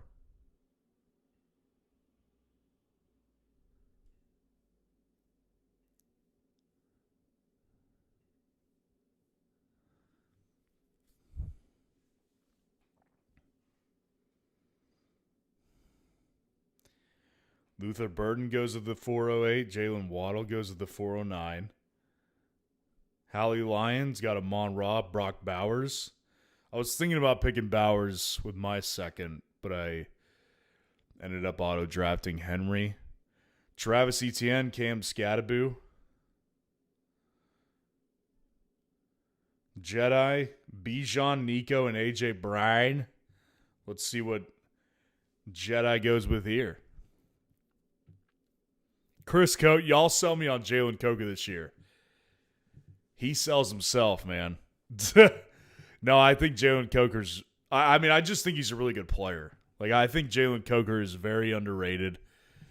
And I think that, you know, if you just look at him last year in the playoffs, like, he was the man, and Tet was invisible. So, I don't think Tet's a bad player, obviously, at this point. Like, he proved me wrong last year. I didn't like him as a prospect much, but, I mean, Jalen Coker is one of those guys for me where I feel like with Bryce's quarterback, he just seems to really have good chemistry with Coker. And Coker's kind of a slot guy. So with a shorter quarterback like that, getting a guy who can create separation is kind of key. So I think that at the price he's at, like, I liked his price better last year. It didn't work out, but I don't think the price this year is terrible. I think he's a good player, and I think he's worth it. So, okay, we're going to follow the strategy. We're going to go with Joe Burrow here. I never have a problem getting a Cincinnati stack, I'll tell you that. So we fulfilled this draft strategy right here. And with Burrow, T stack, I never feel bad. So I'm okay with this start so far, I can tell you that. JT, Derrick Henry, T. Higgins, Ladd, Joe Burrow. Let me know what you guys think in the comments, man. Hallie Lyon, Coker and the Cokeheads are going to have a great year. That's what I'm hoping, man. I'm a Cokehead for sure. I love me some Jalen Coker. Love me some Jalen Coker. I think he's a really good player. Chris Cote, notice you drafted him in that last draft. Yep. I've drafted him not as much as you would think. Last year, he was one of my most drafted players. That was one of my most drafted guys last year. And I think I got robbed. I think I got robbed on him. I think I got robbed on Trey Benson, who I took a lot last year. They both just got injured, and it derailed a breakout season, in my opinion. I really liked both of those guys. And I think they would have worked if they weren't freaking injured. Carson Claus, keep up the great work, dude. Appreciate you, man. Really appreciate you being in here. I just love talking with you guys about ball. And we're building a fun community, man. So appreciate you guys. Well, I'm not going quarterback again. That's just dumb. I'll go Tyler Warren, though. I've got JT. So we'll probably try to target Daniel Jones a little bit later on. And we might utilize the backup draft strategy in this one. Because I'm going to kick on quarterback until I get Daniel Jones. And then I've got something in mind. But I've got some people in the chat in this draft. So I don't want to reveal my plan that I'm thinking about right now. I'm finger tapping over here because I've got something in mind. Got something cooking in the brain.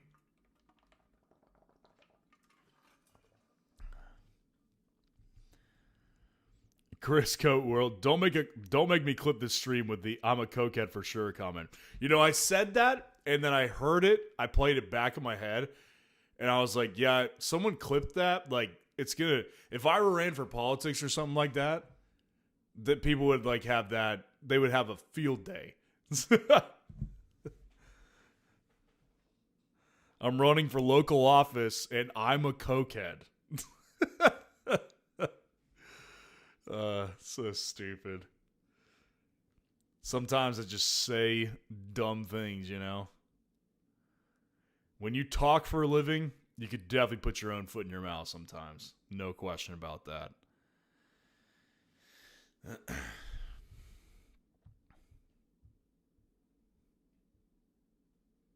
I mean, do I want to go all in on Indy? My gosh. Alec Pierce, if he's there, do I want to do that? I suppose it's an option.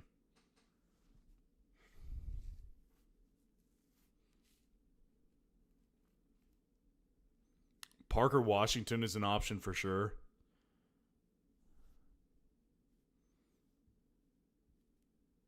Alec Pierce goes. Hallie Lyon, you dog.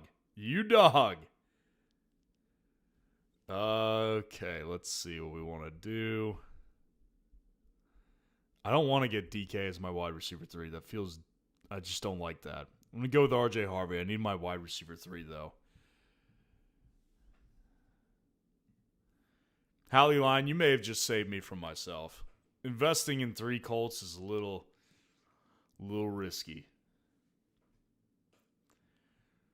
Carson Claus, what player, any position, do you think has the best value right now? I'm big on Rome. The price for Rome, I think, is excellent. The price for DJ Moore, I think, is excellent. Getting DJ Moore in the 5th round, I think, is great. Getting Rome in the back of the 5th, I think, is fantastic. I think Jaden's price in the 6th round is awesome. Kyle Monungai, I think, is a great value. Amarian Hampton's starting to go higher, I will say. So he's kind of losing the value. Not that I don't like him anymore, but he's losing the value a little bit, if that makes sense. I still like him, and I'll still take him because I'm just that big on him this offseason. But I will say that his value is becoming less and less of a value. So, yeah, I would say Rome, DJ Moore. I like Terry's price too. Like 410 was a little early for Terry. He goes in the 5th typically. I like that price for him as well.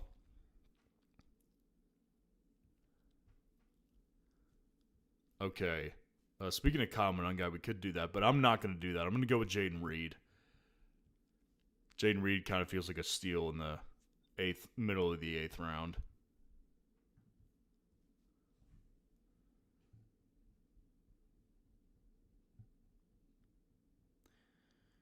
Chris Cote, I'm grabbing Parker Washington everywhere.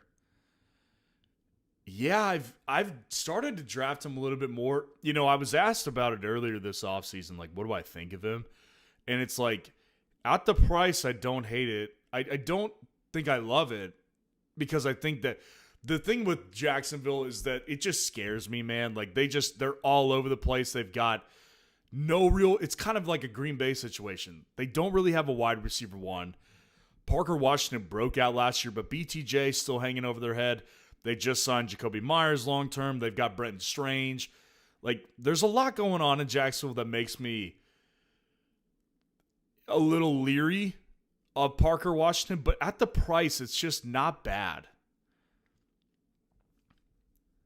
Hallie Lyon said, glad I could save you. Yeah, I mean, you might have. You might have just saved me on that one. Chris Coates says, BTJ still may be traded, and Travis Hunter is on the defense side too much. Here's the thing about the trade, though. Like, I think it's pretty much a foregone conclusion.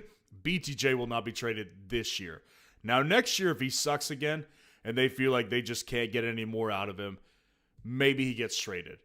It's so rare that a wide receiver drafted in the first round gets traded in his rookie contract. It's so rare.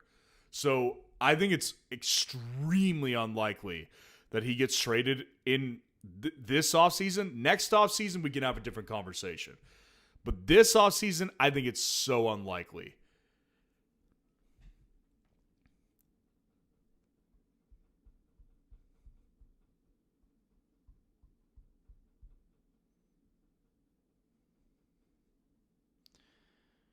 We're going to go with Michael Pittman as our wide receiver 4.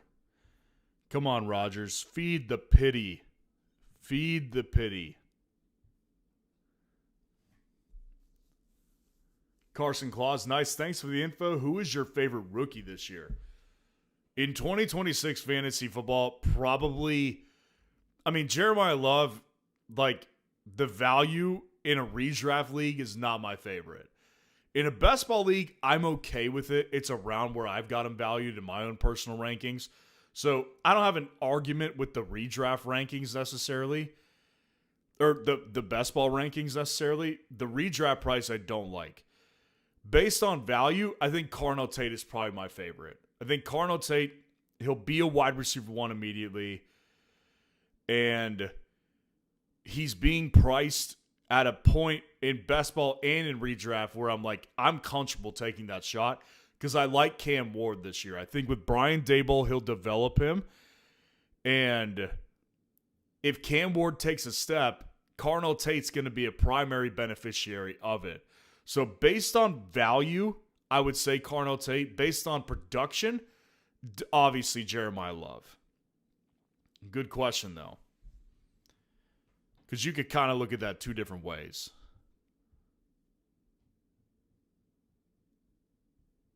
I could go with Kenny G, for sure. I could go with Wandale. I don't have a problem with Wandale. Rachaad White makes sense as well. I'm going to take Wandale.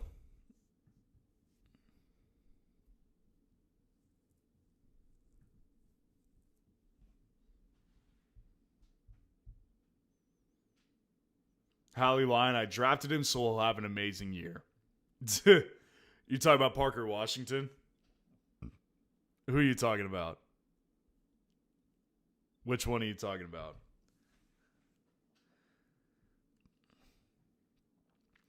Tyler Sperry, good to see you in here, man. Thoughts on Rice? I think he's definitely opened the door for a suspension. And the problem with that is that last year he was suspended. Correct me if I'm wrong. I'm pretty sure it was 6 games. And that was just based on, like, getting convicted for this whole thing. Or maybe he didn't get convicted. Well, he did get convicted, but I don't know if he pleaded guilty or not. But he got convicted. They suspended him 6 games again. Correct me if I'm wrong. Now that he violated the probation, in trouble with the law again, spending 30 days in jail, definitely opens up the potential for a longer suspension. So we're kind of in a wait-and-see moment with him.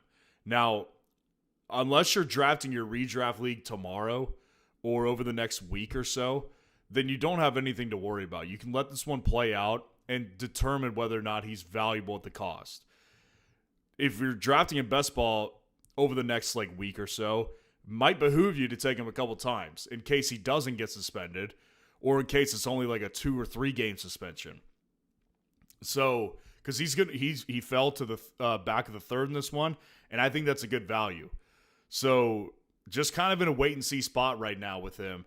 In redraft leagues, you have the luxury of waiting. That's the thing. Unless you're really early drafting, which I can't imagine most people are doing, you have the luxury in best ball. If you want to take the shot on him in the third, if he falls to the fourth, I would have no problem with that.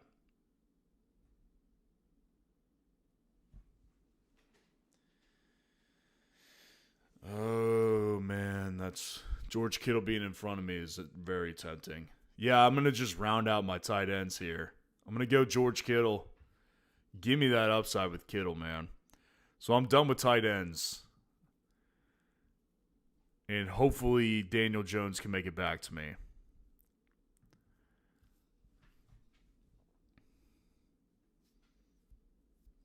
Chris Cote. Jacoby is on the field. He is the field stretcher, and Washington may want way more slot or Z receiver. I like him this year. I would say BTJ is more the field stretcher than Jacoby is. I would say Jacoby's more of a possession receiver type. But I see your point. I think Washington I think he has the best upside, potentially, of the bunch. But at the same time, I do see BTJ's upside. He was the wide receiver for his rookie season. Now, I don't know if it's there with Liam Cohen in that offense, but I think they're both decent value shots to take. BTJ and Washington. I haven't drafted much of Jacoby Myers because I just don't see him being a top 15 guy. I could see either Washington or BTJ as a top 15 guy. And with BTJ, I could see top 10. We just need to see him develop his role much more. And I will say the one thing about that one is that I did hear Liam Cohen was talking about how he utilized BTJ last year. It sounded like he kind of admitted some fault. I didn't honestly know what all he could do, and I probably underutilized him. So I do think that's interesting.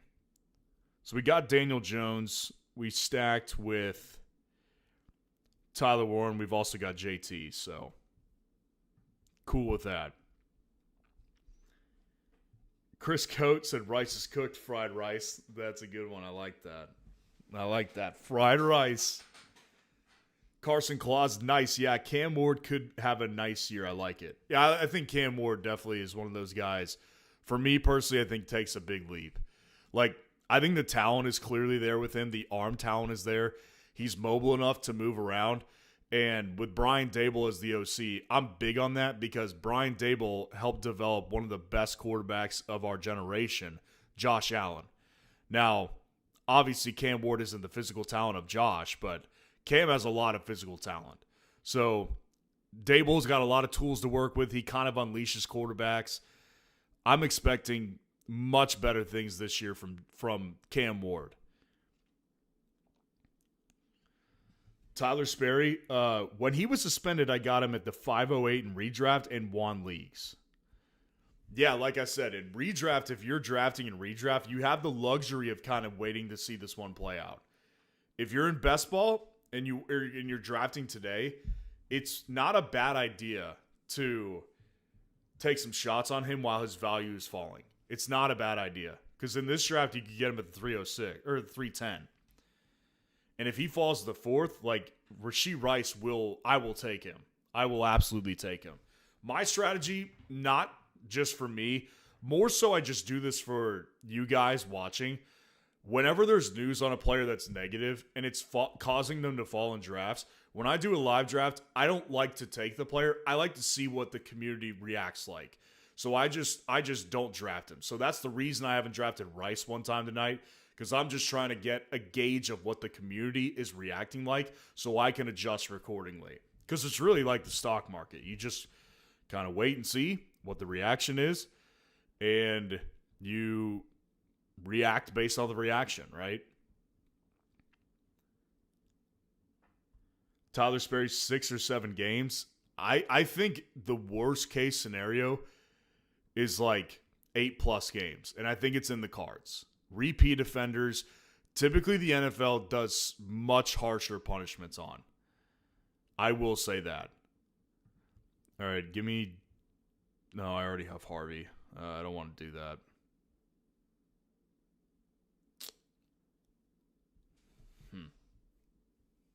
All right, just give me Jalen Naylor. Let me regroup.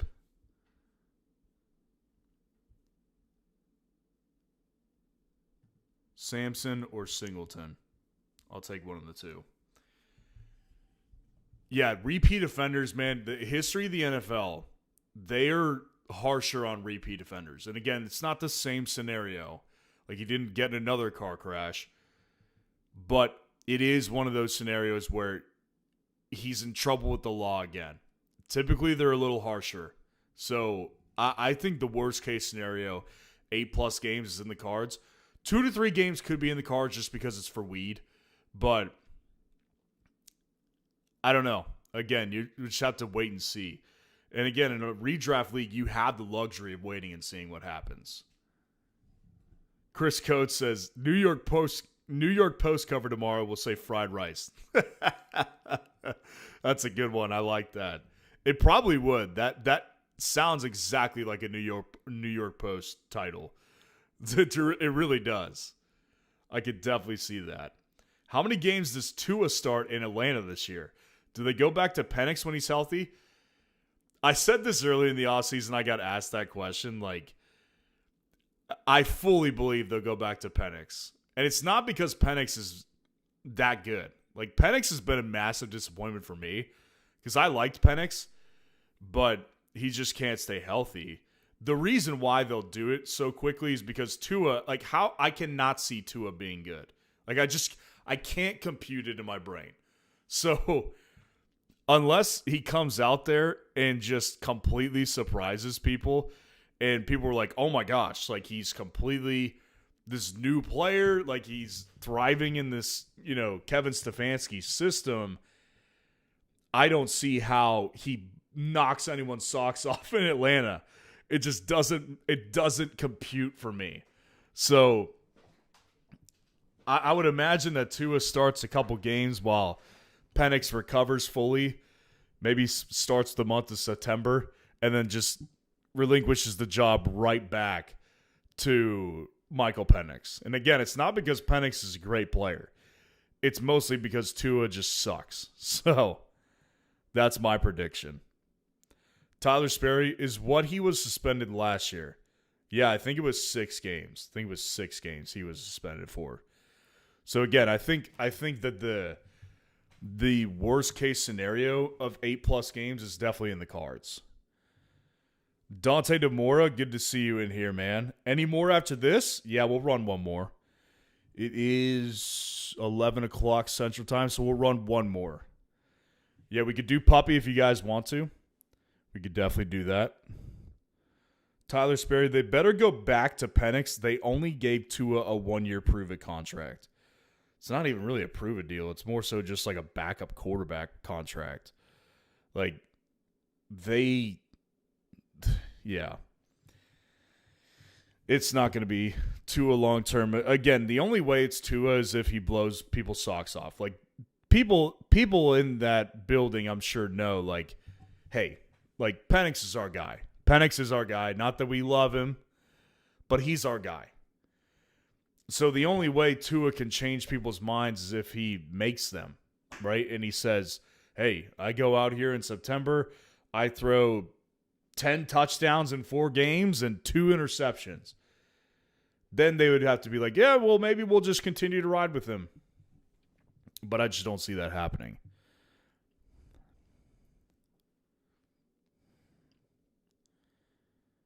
I already got Wandale, so I don't really need Ridley. Yeah, give me Jeremy Bernard, I guess. Some more Steelers. Give me the black and gold. Yeah, we'll run into the puppy draft after this one, then we'll be done. But we're coming up on 2 hours in the live stream, guys. So please, if you haven't already, like the video, subscribe to the channel to show your support. One of these days, man, 2 free hats will be given out live, and it'll be because we got 100 likes on the stream. So if you haven't already, help me get to 100 likes by liking the video. Please subscribe to the channel. Help me get to 30K subs ASAP. And if you're new to best ball and you're new to Underdog and you want to hop in the next puppy draft, all you need to do is go down there, the link in the description of the video, grab it, sign up using my code and that link. And when you hop into the puppy, Underdog gives you $50 back, no questions asked. And additionally, I'm giving away this Excel spreadsheet of draft strategy specifically for best ball and Underdog for free to anybody who uses my link moving forward. So we're going to do that for anybody who's new and anybody who's used my code in 2026. And additionally, if I hit 40 signups on Underdog before June 17th, I'll give away 10 free hats. Okay. We're going to do the backup quarterback strategy in the 18th round. So, haven't forgotten about that. Give me that upside in Washington. Give me Katron Allen. It's been a while since I picked Emmanuel Wilson. Was kind of big on doing that for a while. Hallie Lyon said, panic picked Fannin earlier and wished that pick was a running back or wide receiver. With Bowers, it just doesn't make sense. Oh, you had Bowers too? Yeah, it's kind of brutal. But hey, you could have a lethal tight end situation there, man. If your running backs work out, you could have a pretty lethal team there. Never know. Never know how it could turn out. Tyreek goes to Hallie Lyon. That's fine. I wasn't really targeting him this time, actually. Lee G, good to see you in here, man. I'm doing my part, brother. Appreciate you as always, man. Always good to see you in these drafts.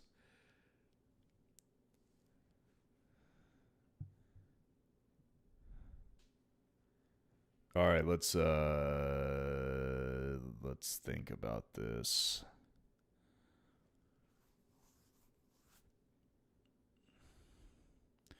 Yeah, we'll be done with running back. We'll stick with 5.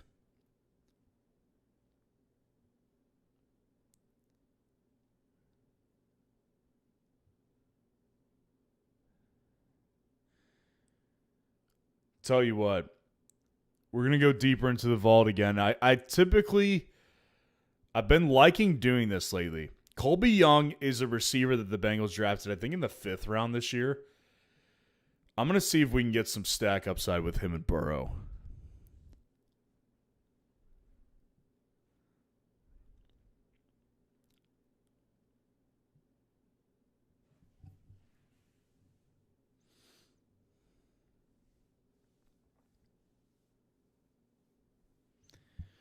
All right, give me Colby Young, and then we'll round it out with a backup quarterback. And I'm not going to tell you guys who it's going to be because I don't want to get sniped. But the backup quarterback strategy, for those new to Underdog, it's good to get players that are not being drafted on your team to give yourself an edge come playoff time. Now, one of the things that nobody thinks to target is a backup quarterback, when in reality, on average, 60 quarterbacks per year over the last several years start at least one game. Think of Malik Willis last year. Had a massive Week 17 performance in the fantasy championship. Nobody on Underdog drafted him. So the thought behind this is, I'll draft a backup quarterback with mobility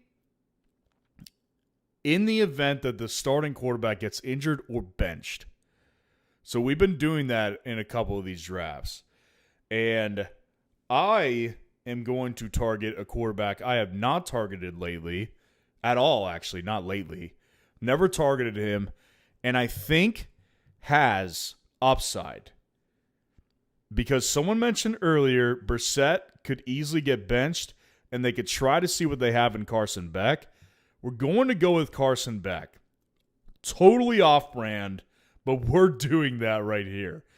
So we get Joe Burrow, Daniel Jones, Carson Beck, Jonathan Taylor, Derrick Henry, R.J. Harvey, Nick Singleton, Katron Allen at running back, T. Higgins, Ladd McConkey, Jaden Reed, Michael Pittman Jr., Wan'Dale Robinson, Jalen Naylor, Jeremy Bernard, and Colby Young at receiver, and Tyler Warren and George Kittle at tight end.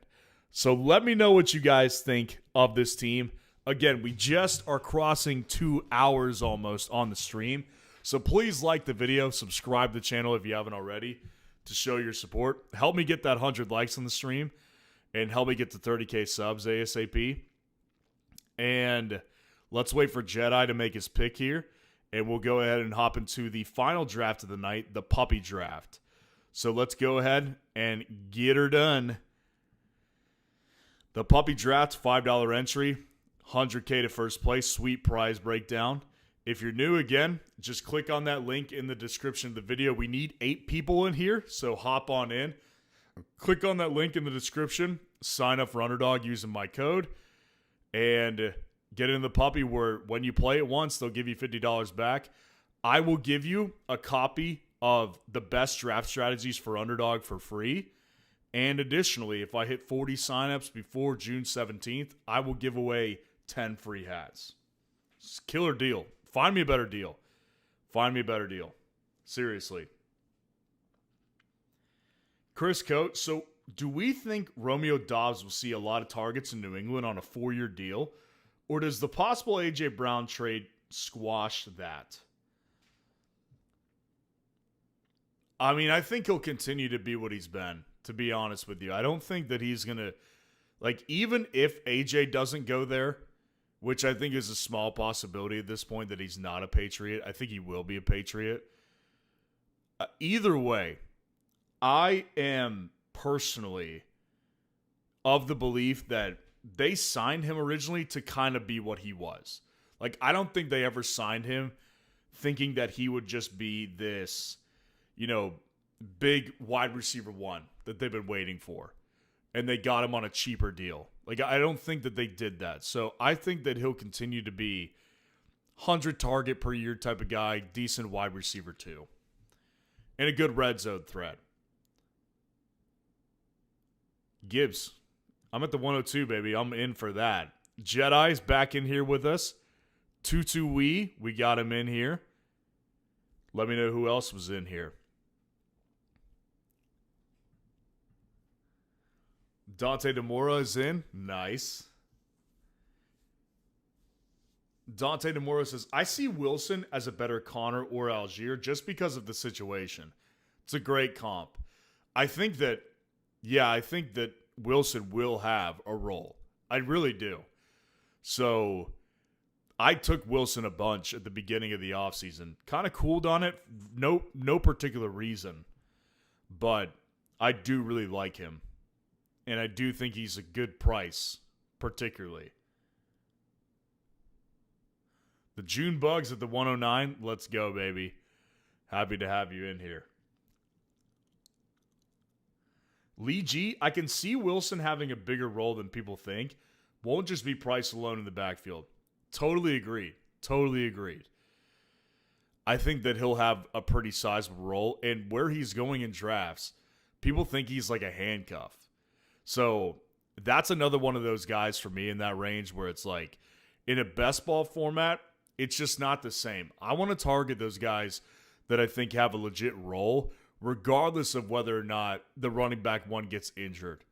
So give me a guy like that over someone who's purely a handcuff, like Tank Bigsby, who I like as a handcuff, but he's a handcuff. Brian Robinson Jr., Isaiah Pacheco, those guys are handcuffs. With a guy like Emmanuel Wilson, Nick Singleton, they have pathways to being pretty relevant right away, regardless of whether or not the running back in front of them is injured. Chris Coate, good mix of rooks and vets in that draft. Yeah, that draft was okay. I actually kind of liked that team. It was probably my favorite team I've drafted tonight, to be honest with you.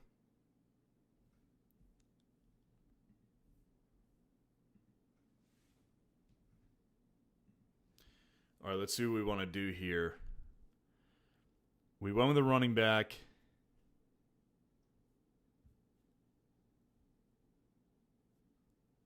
I mean, we could do we could do it for sure. We could do the one where we get Josh Allen. I don't know. Feels like I could do that tonight.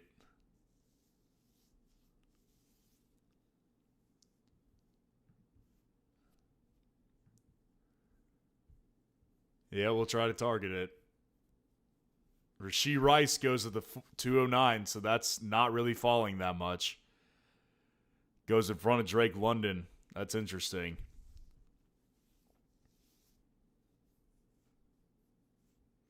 I'll get Drake London. Easy. Easy decision. Let's see if Jedi's thinking about Josh Allen right here.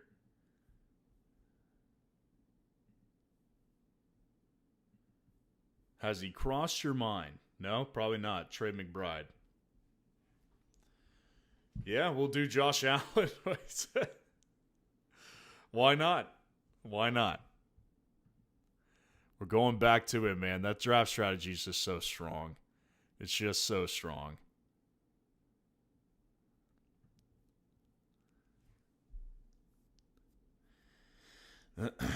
Goombas, what's going on, man? Good to see you in here. Oh, sorry. It's a little late over here. I like Wilson if my running back room needs some early help. My concern is he doesn't seem to be in a good spot for the playoff weeks. No, because that not only do they have one of the harder schedules this year in Seattle, but it's also a situation where the more time that goes on, you would theoretically think that if Price is healthy, he'll get more work as the year goes. Like, I would imagine that would be the case. So, he's probably not in the best shape from a late season perspective. And that makes sense. That definitely makes sense. Now, maybe Price isn't healthy, and that's his pathway there, but obviously not rooting for that. But I see your perspective on that one for sure.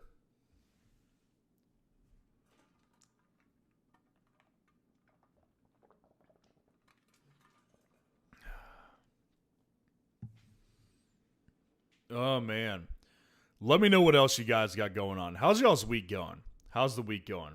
Let me know what kind of ball questions we can answer to. I'm still fiending. We're 2 hours deep, man. If you haven't liked by now, I hope I change your mind you do it. Because we're in search of 100 likes on the stream. And I would love to give away 2 free hats if we hit 100. So, maybe tonight's the night we just pull through.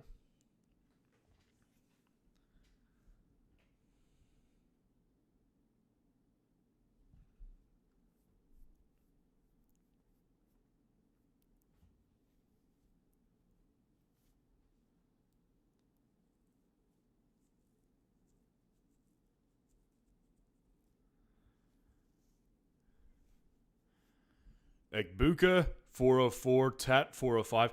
I've seen Tet fall a little bit. Terry went at the 401. I've seen Tet fall a little bit. It's interesting.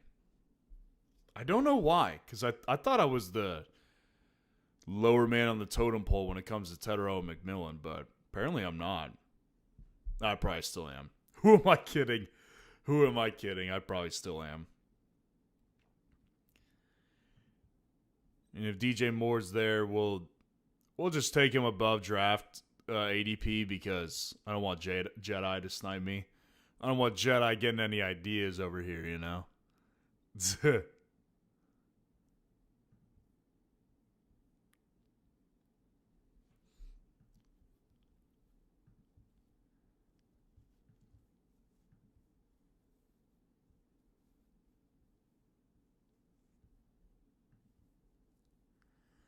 I'll tell you what. We're going to switch this one up, actually. We're going to go with Loveland here. Because I want to utilize this strategy that I haven't utilized too much. Well, yeah. RB1 round 1, wide receiver 1 round 2, QB1 round 3, wide receiver 2 round 4, tight end 1 round 5. That's got a strong playoff advancement rate of 21.2. Very strong semifinal and final advancement rate. So that's what we're going to do today. I like that right there. We're switching it up. I've done so many of that other one, and this is a historically very good advancement rate, particularly when it matters in those semifinals and finals rounds. So, Loveland, you better not screw this up, because I don't really like your price, but you fell to the 502, which is fine with me. Dante DeMora, I was thinking about Tet, but Egbuka is my guy. Egbuka's my guy, too. I love Egbuka. I'll take Egbuka over Tet, personally. 9 out of 10 times, probably. It's not because I don't like Tet. Tet really did prove me wrong last year. I will say that. Daily Sports, good to see you in here. So you like DJ Moore this year? I do. I really like DJ Moore. At cost, I think he's great. And I think he has top 10 upside on the high end, top 12 upside. And I think his floor is pretty high. Like, I think his floor is like wide receiver 17, wide receiver 18, something like that. And where you're drafting him, it just makes all the sense in the world to do it. So, yeah, I'm pretty big on DJ Moore for sure. Chris Coate, how do we feel about Antonio Williams in Washington? Does he take Luke McCaffrey's slot job? Kind of looks like they're trying to replace Luke McCaffrey a little bit. I mean, the question really becomes, who's their other outside receiver? Do they turn Antonio Williams into that, or is Luke McCaffrey more that guy? Because I don't think it's going to be Noah Brown or Diami Brown, which I don't think even Diami Brown's even back there. They've got an opening there on the outside, and I'm sure they're trying to get someone like a veteran on the trade market or on the free agent market, but it does seem like they're trying to push Luke McCaffrey out to pasture, which is kind of wild because he actually did look good at times last year, and I drafted him a couple times. So it is wild a little bit, but I do think they're probably trying to push him out to pasture a little bit. And Tony Williams, they drafted with third-round capital, so I would imagine they're trying to turn him into something. But they did draft Luke McCaffrey with the third-round capital as well. So maybe I'm misreading the situation.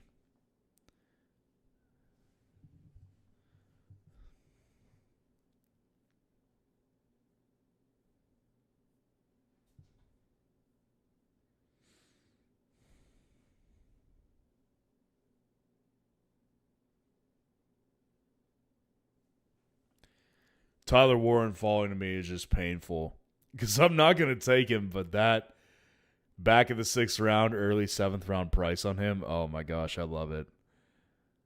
And Jedi's not going to take him either, so. Oh, that's a huge bummer.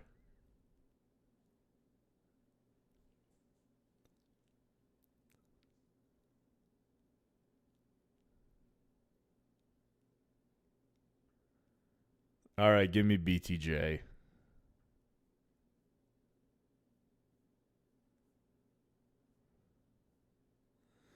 BTJ back to the 6th. That's pretty good value. I'll take that.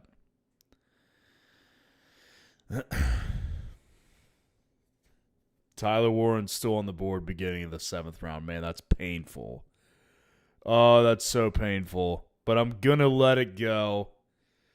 Oh, that's painful. I feel the pain. Oh, I like Tyler Warren so much better. At cost, oh my gosh, that's so painful to watch him go in the 7th round. Who's going to draft him? Frogain, do the right thing. Put me out of my misery. Oh my gosh. Somebody take him. It's so painful. Hallie Lyons said, made it into a different puppy draft at pick 3. Nice. Tried following one of the strategies with RB1, RB2, QB1, wide receiver 1, but no tight end 1 worth it, so wide receiver 2. Yeah, I think that strategy's good too. Yeah, like I said, this is like, I know this topic has kind of become like controversial point in the fantasy space. Not going to bring up the specifics on that. Obviously, you know what I'm talking about. But really, the way I look at this one is like, I think that, I pay for this information on RotoViz. RotoViz is not a sponsor of mine, but I would like you guys to have access to this because I don't think this is like unique information. Like, I think people should have access to this information. Like, the stuff that we do as a business, that's unique to the fantasy space. Like, no one had ever created a automatic waiver tool like we did. So, like, that makes sense for us to operate as a business doing that. This right here, I think should be given to you guys. So I'm happy to just like give you guys this for free because it's not an interactive draft tool whatsoever. It's just a spreadsheet of strategies that I've collected over years that have done really well in best ball. So I'm happy to give these out for free. But yeah, like I said, just if you want a copy of it, just sign up using the link in the description to Underdog. This will help you out greatly if you're new to best ball. And again, if you've signed up using my code in 2026, the calendar year this year, I'll send you one of these for free too. Dante Demora, this is nuts. Warren could be your flex. I know, dude. I really was hurting seeing him fall. 704 is a great value for Tyler Warren. Chris Coates said Tyler Warren might be a good move with Rodgers back unless they figure out what Caleb can do. You mean Jalen Warren? I'm sure you didn't mean Tyler Warren. Jalen Warren, yeah, I mean, I haven't drafted him too much. To be honest, I like Rico better. I think Rico, to be honest, is the one that I'm more into. Speaking of Caleb, someone commented after my live stream yesterday. There was video put out that Caleb Johnson was running with the ones yesterday at OTAs.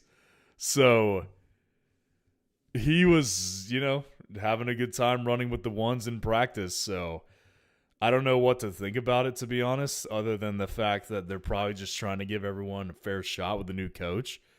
But he's not going to be the starter. So it's going to be Rico. It's going to be Warren. There's going to be a combo between the two. No question about it.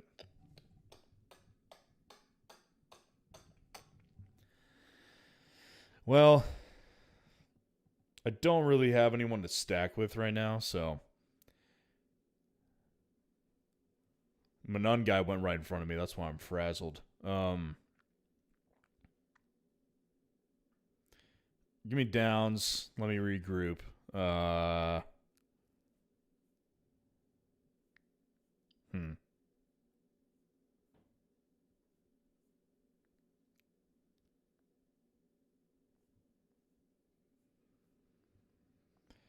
Give me a little quarterback, running back stack here. Nah, I'm not going to do that. Not doing that, actually. I'm going to go with Matthew Golden as my wide receiver 5.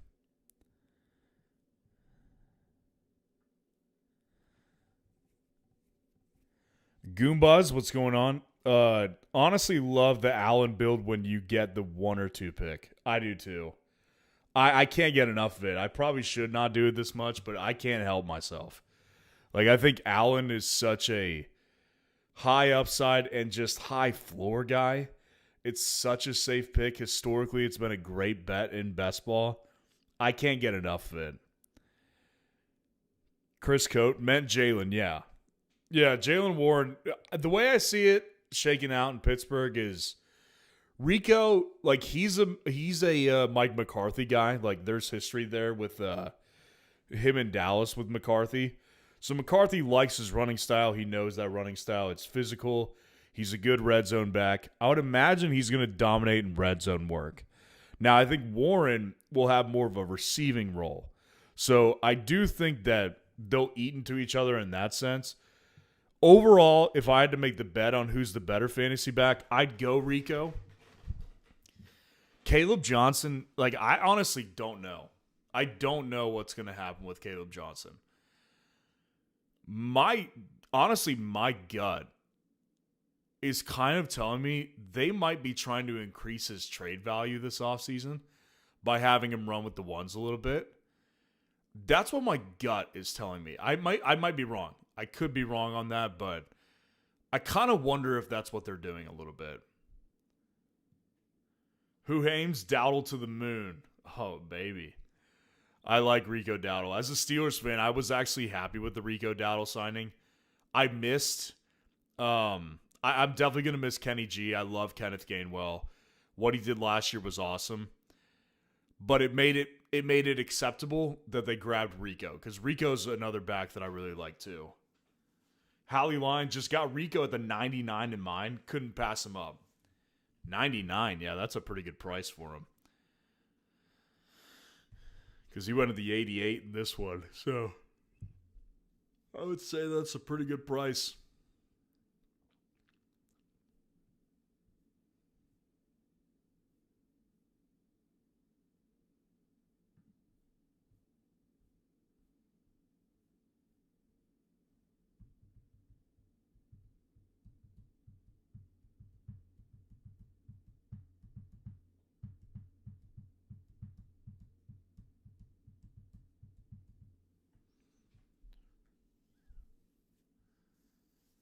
Well, we have 2 running backs right now, so we definitely need to get another running back.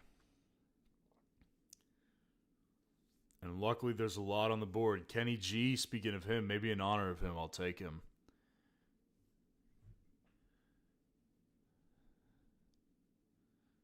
Yeah, we'll go Kenny G.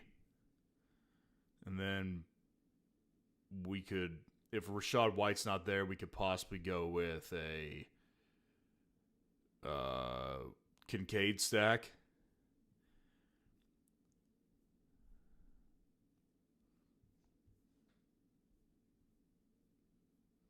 Nah, we're going to get Rachaad White.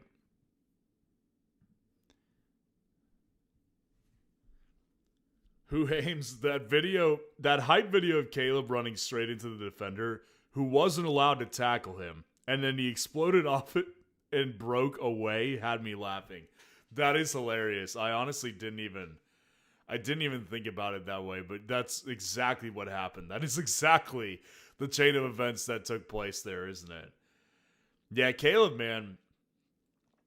Again, as a Steelers fan, I liked the pick last year.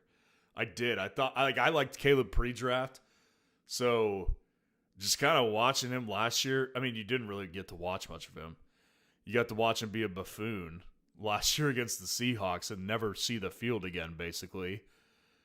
But my God, I mean, he is just becoming a nothing burger really fast. Yeah, I mean, honestly, I wouldn't be shocked if they were trying to up his trade value a little bit by making him run with the first team. Wouldn't surprise me. Wouldn't surprise me at all. Caleb Johnson, what are we going to do with you? What are we going to do with you?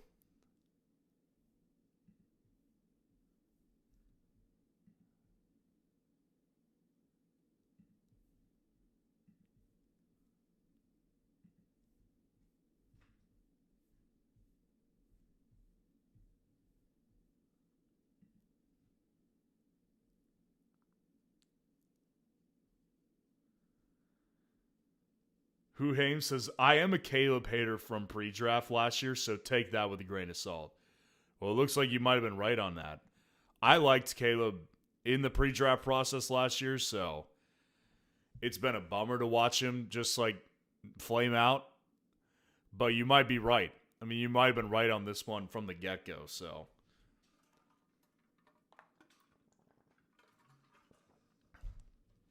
Chris Coke, Gainwell in Tampa will be the red zone or third down back, huh? I mean, he's going to take a role. Like, he will definitely take a significant role. I don't know exactly what it looks like. I mean, he's got a nose for the end zone. Even though he's smaller, like, he's just got a nose for the end zone. He's obviously a great receiving back. But so is Bucky. They're kind of similar prototype guys. So there's going to be a lot of electricity out of that backfield for sure.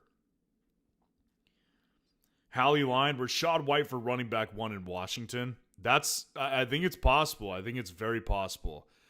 We went a long time. We talked about that one for quite a few live streams, like Rachaad White versus Bill. I think it's an interesting discussion for sure. I think it's a very interesting discussion.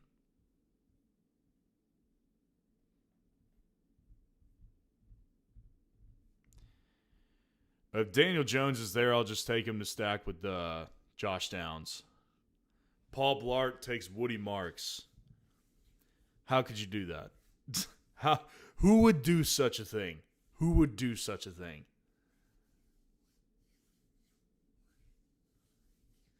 That's what a smart person would do. That's what. Daniel Jones, give me a little bit of upside. And I'm going to stick with two quarterbacks. Josh is basically going to be by himself for a while. So, come on, Josh. I'm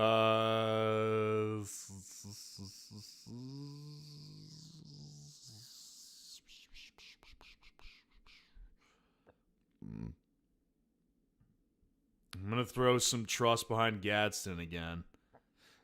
Take him at the 146. I'm fine with that price. And I'm going to stick with two tight ends.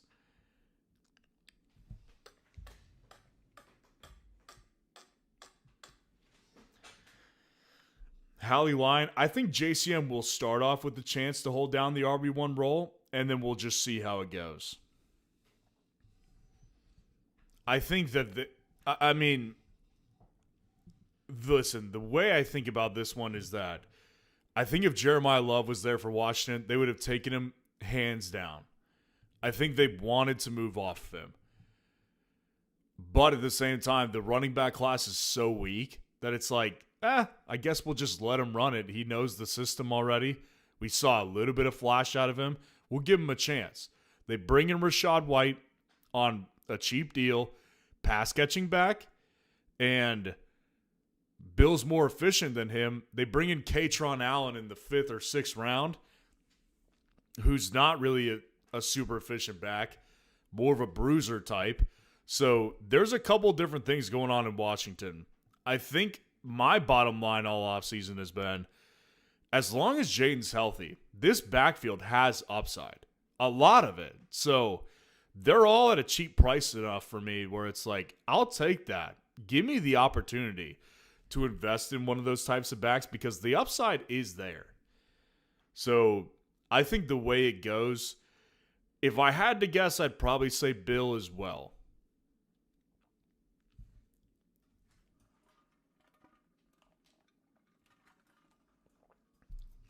Bill being the starter, as in what I mean.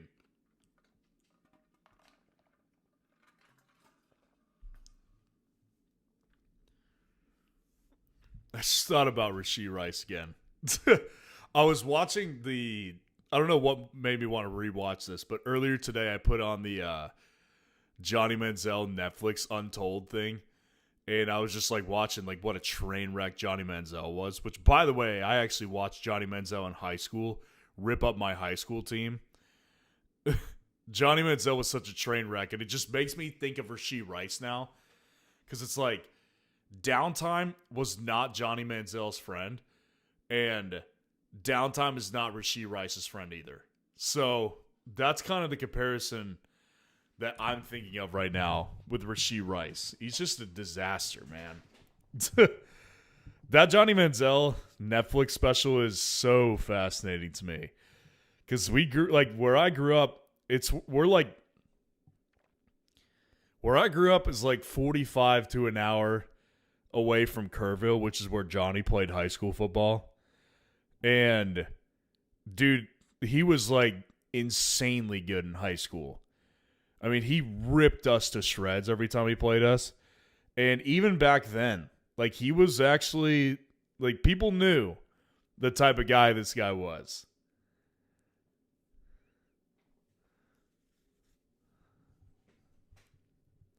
Yeah, I don't know what made me want to rewatch that today, but I did. It was entertaining.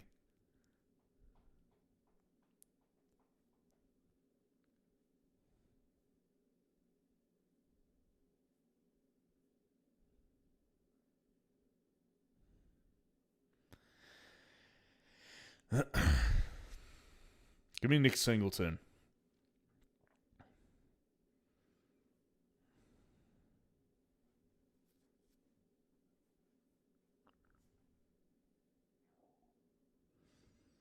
Debo. I was thinking about it, but I'm cool with it. Man, I need to slow down on Jerry Jeudy, but I'm not going to today. I need to slow down on Jeudy, but I think he can provide some spike weeks. I will say that. I think he can give some spike weeks. He's done it before.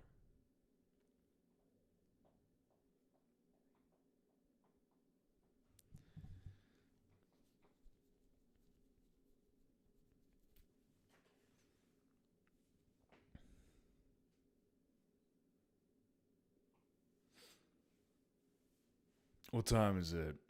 11:38. Yeah, I'm pretty beat. We're definitely going to call it after this one, but we'll be back tomorrow at a much earlier time.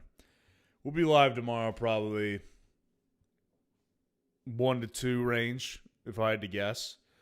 So just make sure to stay tuned and make sure to hit the bell to get notified when I go live tomorrow. And if you haven't seen it, I dropped the top 5 hardest schedules and how it historically impacts fantasy options today.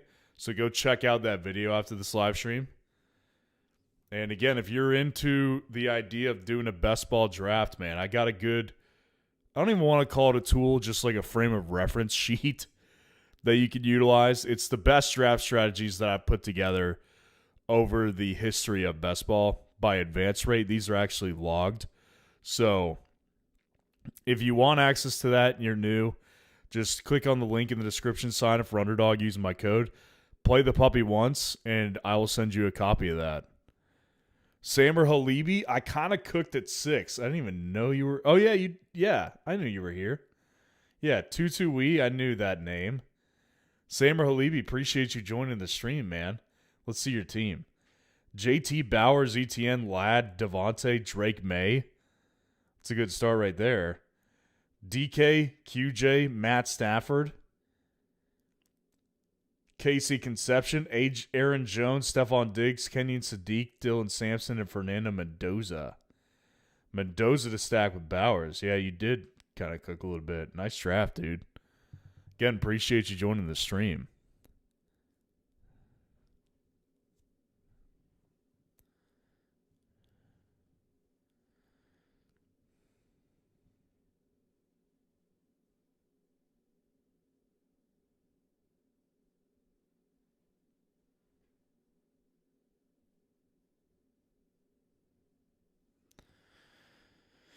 All right, let's see what we want to do.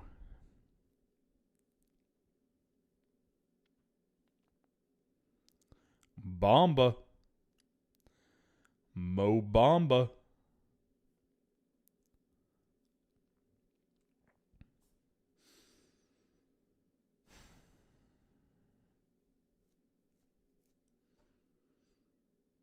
I mean, if Tyreek's there, I'll take him. I don't know if I've taken him tonight, so could be a different thing.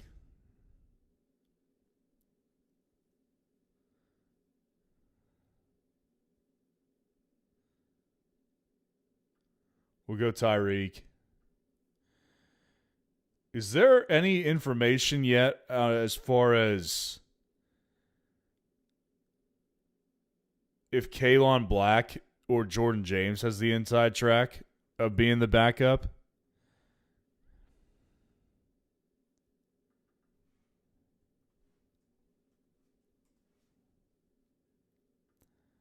I don't know, but I'm going to draft Jordan James. So that'll be it for running backs.